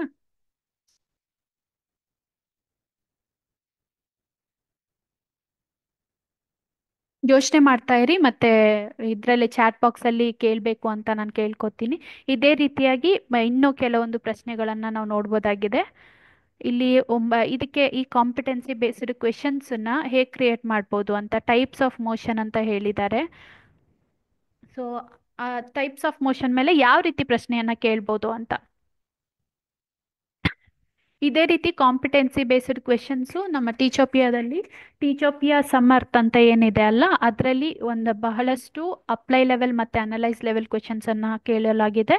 ಅದರಲ್ಲಿ ಕಾಂಪಿಟೆನ್ಸಿ ಬೇಸ್ಡ್ ಕ್ವೆಶನ್ಸನ್ನೇ ಕೇಳ್ತಾರೆ. ಯಾರಾದರೂ ಇದಕ್ಕೆ ಯಾವ ರೀತಿ ಕೇಳ್ಬೋದು ಅಂತ ವೀಣಾ ಅವರು ಹೇಳ್ತಾ ಇದ್ದಾರೆ, ಕುಂಬಾರನ ಚಕ್ರದ ಚಲನೆಯನ್ನು ನೀವು ನೋಡಿರುವಂತೆ ಅದು ಯಾವ ರೀತಿಯದ್ದು ಅಂತ ಕೇಳ್ತಾರೆ. ಹೌದು, ಒಂದು ಉದಾಹರಣೆಯನ್ನ ದಿನನಿತ್ಯ ಜೀವನದಲ್ಲಿ ಯಾವುದಾದ್ರೂ ಒಂದು ಉದಾಹರಣೆ ತಗೊಂಡು ಅದರಲ್ಲಿ ಯಾವ ರೀತಿಯ ಮೋಷನ್ ಆಗ್ತಾ ಇದೆ ಅಂತ ಕೇಳ್ಬೋದು. Thank you ma'am. ಮತ್ತೆ ಇನ್ನೊಬ್ರು ಹೇಳಿದ್ದಾರೆ, ಮರದಿಂದ ಬೀಳುವ ತೆಂಗಿನಕಾಯಿಯ ಚಲನೆ ಯಾವುದು? ಹೌದು, ಒಂದು ಮರದಿಂದ ಒಂದು ತೆಂಗಿನಕಾಯಿ ಬೀಳ್ತಾ ಇದೆ ಅಂದ್ರೆ ಅಲ್ಲಿ ಯಾವ ರೀತಿಯ ಚಲನೆ ಆಗ್ತಾ ಇದೆ ಅಂತ ಕೇಳಿದ್ರೆ ಖಂಡಿತ ಮಕ್ಕಳಿಗೆ ಅದು ಅಪ್ಲೈ ಲೆವೆಲ್ ಕ್ವೆಶನ್ನೇ ಆಗಿದೆ. ಮತ್ತೆ ರವಿ ಅವರು ಕೇಳ್ತಾ ಇದ್ದಾರೆ, ತಿರುಗಾಣಿ ಆಟದಲ್ಲಿ ಮಗುವಿನ ಚಲನೆಯು ಯಾವ ರೀತಿಯ ಚಲನೆ? ಹೌದು, ತಿರುಗಾಣಿ ಆಟ ತಗೊಂಡ್ರೆ ಅದರಲ್ಲಿ ಆ ಮಗು ಚಲಿಸ್ತಾ ಇದೆ ಅಲ್ಲ, ಅದು ಯಾವ ರೀತಿಯ ಚಲನೆ ಆಗಿರುತ್ತೆ. ಈ ರೀತಿಯ ದಿನನಿತ್ಯದ ಇಲ್ಲಿ ನಡೀತಿರುವಂತಹ ಸಂದರ್ಭಗಳನ್ನ ತಗೊಂಡು ಅದಕ್ಕೆ ಸಂಬಂಧಪಟ್ಟ ಹಾಗೆ ಕ್ವಶನ್ಸ್ ಕೇಳೋದ್ರಿಂದ, ಮಕ್ಕಳಿಗೆ ಇದಕ್ಕೆ ಮಾತಾಡೋದಕ್ಕೆ ಅವಕಾಶ ಮಾಡಿಕೊಡೋದ್ರಿಂದ ಮಕ್ಕಳಲ್ಲಿ ಅಪ್ಲೈ ಲೆವೆಲ್ ಸ್ಕಿಲ್ಲು ಡೆವಲಪ್ ಆಗುತ್ತೆ ಅಂತ ಹೇಳ್ಬೋದು. ಉತ್ತರಿಸಿದ ಎಲ್ಲರಿಗೂ ಧನ್ಯವಾದಗಳು. ಈಗ ಈ ರೀತಿಯ ಇನ್ನೂ ಬಹಳಷ್ಟು ಪ್ರಶ್ನೆಗಳು ನಮ್ಮ ಟೀಚೋಪಿಯಾ ಆ್ಯಪ್ನಲ್ಲಿ ಇರೋದನ್ನ ನಾವು ನೋಡ್ಬೋದಾಗಿದೆ. ಹೇಗೆ ಇವಾಗ ಟೆಕ್ಸ್ಟ್ ಬುಕ್ ಅಲ್ಲಿ ಏನ್ ಕೊಟ್ಟಿದ್ದಾರೆ, ಈ ಚಲನೆಗೆ ಸಂಬಂಧಪಟ್ಟಾಗ ಈ ತಿಂಗಳಲ್ಲಿ ಮೋಷನ್ ರಿಲೇಟೆಡ್ ಇರೋದ್ರಿಂದ ನಾನು ಅದಕ್ಕೆ ಸಂಬಂಧಪಟ್ಟ ಕ್ವಶನ್ಸ್ ಅನ್ನ ತೆಗೆದುಕೊಳ್ಳಲಾಗಿದೆ. ಪ್ರಶ್ನೆ ಯಾವ ರೀತಿ ಕೇಳ್ಬೋದು ಅಂತ ನೋಡೋದಾದ್ರೆ, ಅಶೋಕನು ತನ್ನ ಮನೆಯಿಂದ 5 ಕಿಲೋಮೀಟರ್ ದೂರದಲ್ಲಿರುವ ತನ್ನ ಶಾಲೆಗೆ 15 ನಿಮಿಷಗಳಲ್ಲಿ ನಡೆದುಕೊಂಡು ತಲುಪಿದನು. ಮರಳಿ ಬರುವಾಗ ಅವನು ತನ್ನ ಸ್ನೇಹಿತನೊಂದಿಗೆ ಕಾರಿನಲ್ಲಿ ಬಂದನು ಮತ್ತು 5 ನಿಮಿಷಗಳಲ್ಲಿ ತನ್ನ ಮನೆಯನ್ನು ತಲುಪಿದನು. ಅಶೋಕನ ಸರಾಸರಿ ಜವ ಎಷ್ಟು? ಈ ರೀತಿಯ ಪ್ರಶ್ನೆಗಳನ್ನ ಕೇಳೋದ್ರ ಮೂಲಕ ಮಕ್ಕಳು ಈ ರೀತಿಯ ಪ್ರಶ್ನೆಗಳನ್ನ ಸಾಲ್ವ್ ಮಾಡೋದಕ್ಕೆ ಅವಕಾಶ ಮಾಡಿಕೊಡೋದ್ರ ಮೂಲಕ, ಈ ಪ್ರಶ್ನೆಗಳನ್ನ ಕುರಿತು ಚರ್ಚಿಸೋದ್ರ ಮೂಲಕ ಮಕ್ಕಳಲ್ಲಿ ಆ ಒಂದು ಹೈಯರ್ ಆರ್ಡರ್ ಥಿಂಕಿಂಗ್ ಕ್ವೆಶನ್ಸ್ ಅಥವಾ ಕಾಂಪಿಟೆನ್ಸಿ ಬೇಸ್ಡ್ ಕ್ವೆಶನ್ಸ್ ಅನ್ನ ಆನ್ಸರ್ ಮಾಡುವ ಒಂದು ಕೌಶಲ್ಯ ಡೆವಲಪ್ ಆಗುತ್ತೆ ಅಂತ ಹೇಳ್ಬೋದು. ಅದೇ ರೀತಿಯಾಗಿ ಈ things we make and do ಅನ್ನೋ ಒಂದು ಥೀಮ್ ಅಲ್ಲಿ ಟೀಚೋಪಿಯಾ ಸಮರ್ಥಲ್ಲೇ ಏನು ಏನ್ ಕಾಂಪಿಟೆನ್ಸಿ ಬೇಸ್ಡ್ ಕ್ವಶನ್ಸ್ ಇದ್ದಾವೆ, ಅದರಲ್ಲಿ ಇನ್ನೊಂದು ಥೀಮ್ ನಾವು ನೋಡೋದಾದ್ರೆ, ನಾವು ತಯಾರಿಸುವ ವಸ್ತುಗಳು ಮತ್ತು ಮಾಡುವ ಕೆಲಸಗಳು, ಅಂದ್ರೆ things we make and do ಏನಿದೆ ಅದಕ್ಕೆ ಸಂಬಂಧಪಟ್ಟಾಗೆ ಇಲ್ಲಿ ಒಂದು ಕ್ವಶನ್ಸ್ ಅನ್ನ ನೀಡಲಾಗಿದೆ. ಇದು ಕ್ವಶನ್ ಹೇಗಿದೆ ಅಂತ ನೋಡೋದಾದ್ರೆ, ಇಲ್ಲಿ ತೋರಿಸಿರುವ ಪ್ರಕ್ರಿಯೆಯಲ್ಲಿ ಪಡೆಯಲಾಗುವ ಉತ್ಪನ್ನ ಯಾವುದು? ಇಲ್ಲ ಏನೋ ಪ್ರಕ್ರಿಯೆಯನ್ನ ನಡೀತಾ ಇದೆ ಈ ಒಂದು ಪ್ರಕ್ರಿಯೆ, ಆ ಪ್ರಕ್ರಿಯೆಯಲ್ಲಿ ಯಾವ ರೀತಿಯ ಉತ್ಪನ್ನ ಪಡಿತಾ ಇದೀವಿ ನಾವು ಅನ್ನೋದನ್ನ ಮಕ್ಕಳಿಗೆ ನಾವು ಕೇಳ್ಬೋದು. ಈ ರೀತಿ ಪ್ರಶ್ನೆಗಳನ್ನ ಕೇಳ್ಬೋದು. ಅದೇ ರೀತಿಯಾಗಿ ಹೌ ಥಿಂಗ್ಸ್ ವರ್ಕ್ ಅಂದ್ರೆ ವಸ್ತುಗಳು ಹೇಗೆ ಕಾರ್ಯನಿರ್ವಹಿಸುತ್ತವೆ ಅನ್ನೋದನ್ನ ಪ್ರಶ್ನೆ ಏನಿದೆ, ಇದಕ್ಕೆ ಸಂಬಂಧಪಟ್ಟಾಗೆ ಎಲೆಕ್ಟ್ರಿಸಿಟಿ ಈ ಬಂತಲ್ಲೇ ಬರೋದ್ರಿಂದ ಅದಕ್ಕೆ ಸಂಬಂಧಪಟ್ಟಾಗೆ ಈ ರೀತಿಯ ಪ್ರಶ್ನೆಗಳನ್ನ ಕೇಳ್ಬೋದು. ಇಲ್ಲೇನಿದೆ ಪ್ರಶ್ನೆ, ಈ ಮಂಡಲದಲ್ಲಿ ಡ್ಯಾಶ್ ಬಲ್ಬ್ ಬೆಳಗುತ್ತದೆ. ಒಂದು ಮಂಡಲವನ್ನ ನೀಡಲಾಗಿದೆ, ಎಲೆಕ್ಟ್ರಿಕ್ ಸರ್ಕ್ಯೂಟ್ ಅನ್ನ ನೀಡಲಾಗಿದೆ. ಈ ಸರ್ಕ್ಯೂಟ್ ಅನ್ನ ನೀಡಿದ ಮೇಲೆ ಇಲ್ಲೊಂದು 4 ಉತ್ತರಗಳನ್ನ ನೀಡಲಾಗಿದೆ. ಏನು, ಒತ್ತುಗುಂಡಿ ಎ ಮಾತ್ರ ಸಂಪರ್ಕದಲ್ಲಿದ್ದಾಗ ಎ ಮಾತ್ರ ಸಂಪರ್ಕದಲ್ಲಿದ್ರೆ ಆಗುತ್ತಾ, ಒತ್ತುಗುಂಡಿ ಬಿ ಮಾತ್ರ ಸಂಪರ್ಕದಲ್ಲಿದ್ದಾಗ, ಒತ್ತುಗುಂಡಿ ಸಿ ಮಾತ್ರ ಎ ಮತ್ತು ಬಿ ಎರಡು ಸಂಪರ್ಕ ಸ್ಥಾನದಲ್ಲಿದ್ದಾಗ, ಮತ್ತೆ ಒತ್ತುಗುಂಡಿ ಎ ಮತ್ತು ಬಿ ಸಂಪರ್ಕ ಸ್ಥಾನದಲ್ಲಿದ್ದಾಗ ಹೀಗಾಗತ್ತೆ. ಸೊ ಇಲ್ಲಿ ಇದು ಬಂದು ಈ ರೀತಿಯ ಪ್ರಶ್ನೆಗಳು, ಇನ್ನೂ ಬಹಳಷ್ಟು ಪ್ರಶ್ನೆಗಳು ಟೀಚೋಪಿಯಾ ಸಮರ್ಥಲ್ಲಿ ಇರೋದನ್ನ ನಾವು ನೋಡ್ಬೋದಾಗಿದೆ. ಈ ದಿನದ ಏನು ಈ ಒಂದು ಏನಾದ್ರೂ ಡೌಟ್ ಇದ್ರೆ ಸಂಚಲನ ಸಭೆಗೆ ಸಂಬಂಧಪಟ್ಟಾಗೆ ಕೇಳ್ಬೋದು. ನೀವು ಮಾತಾಡ್ತಾ ಹೋಗ್ಬೋದು. ಇಲ್ಲಿಗೆ ಈ ಒಂದು ವೆಬಿನಾರ್ ಅಂದ್ರೆ ಈ ಒಂದು ಸಭೆ, ಪೂರ್ವಭಾವಿ ಸಭೆ ಏನಿದೆ ಇದು ಮುಕ್ತಾಯ ಆಗುತ್ತೆ. ನಿಮ್ಗೆ ಈ ಒಂದು ಸಭೆಗೆ ಸಂಬಂಧಪಟ್ಟಾಗೆ ಏನೇ ಇದ್ರೂ ಕೂಡ ನೀವು ಕೇಳ್ಬೋದು. ಈಗ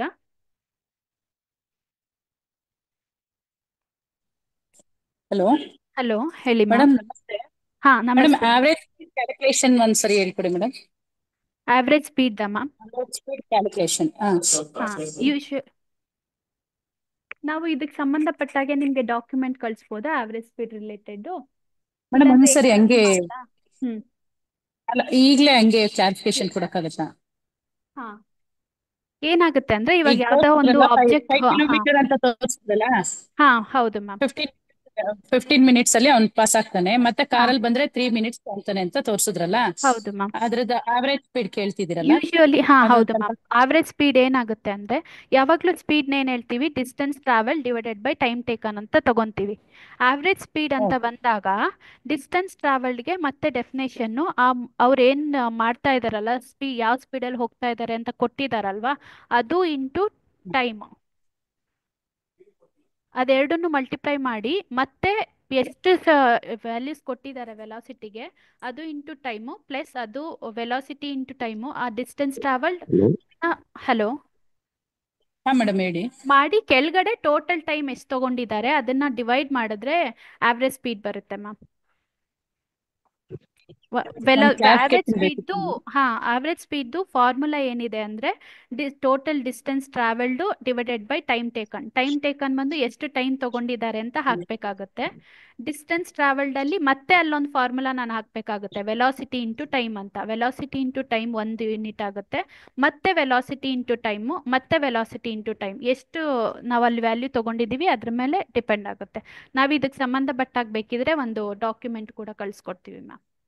ಹ್ಞೂ ಚಾಟ್ ಮೇಡಮ್, ಹ್ಞೂ ಮೇಡಮ್. ಓಕೆ. ಬೇರೆ ಇನ್ಯಾರಾದ್ರೂ ಇದ್ರೆ thank you ma'am, thank you so much. ಇನ್ನು ಯಾರಿಗೆ ಏನೇ ಡೌಟ್ ಇದ್ರೂ ಕೇಳ್ಬೋದು. ನೀವು ಇವಾಗ ಕೇಳಿದ್ರು ನಾವು ಆಮೇಲೆ ನಿಮಗೆ ವಾಟ್ಸಪ್ ಮೂಲಕ ನಿಮಗೆ ಉತ್ತರವನ್ನು ಕಳಿಸ್ಕೊಡ್ತೀವಿ. ನಿಮ್ಮ ಡೌಟನ್ನು ಚಾಟ್ ಬಾಕ್ಸಲ್ಲಿ ಕೂಡ ಹಾಕ್ಬೋದು.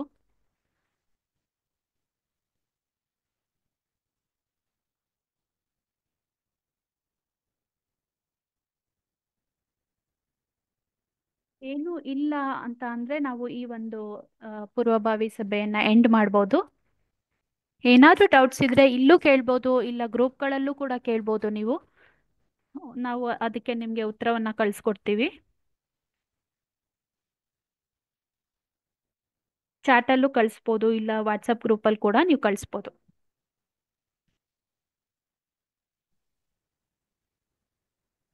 ಯಾರಿಗೂ ಏನೂ ಪ್ರಶ್ನೆಗಳಿಲ್ಲ ಅಂತ ಭಾವಿಸ್ತಾ ಇದ್ದೀನಿ. ಇಲ್ಲಿಗೆ ನಾವು ಎಂಡ್ ಮಾಡ್ತಾ ಇದ್ದೀವಿ. ಆಮೇಲೆ ಇನ್ನೂ ಸ್ವಲ್ಪ ಹೊತ್ತಾದ್ಮೇಲೂ ನಿಮ್ಗೆ ಏನಾದರೂ ಡೌಟ್ಸ್ ಇದ್ದರೆ ನೀವು ಖಂಡಿತ ನಮ್ಮನ್ನು ಕಾಂಟ್ಯಾಕ್ಟ್ ಮಾಡ್ಬೋದು through WhatsApp. Thank you all. Have a lovely working day.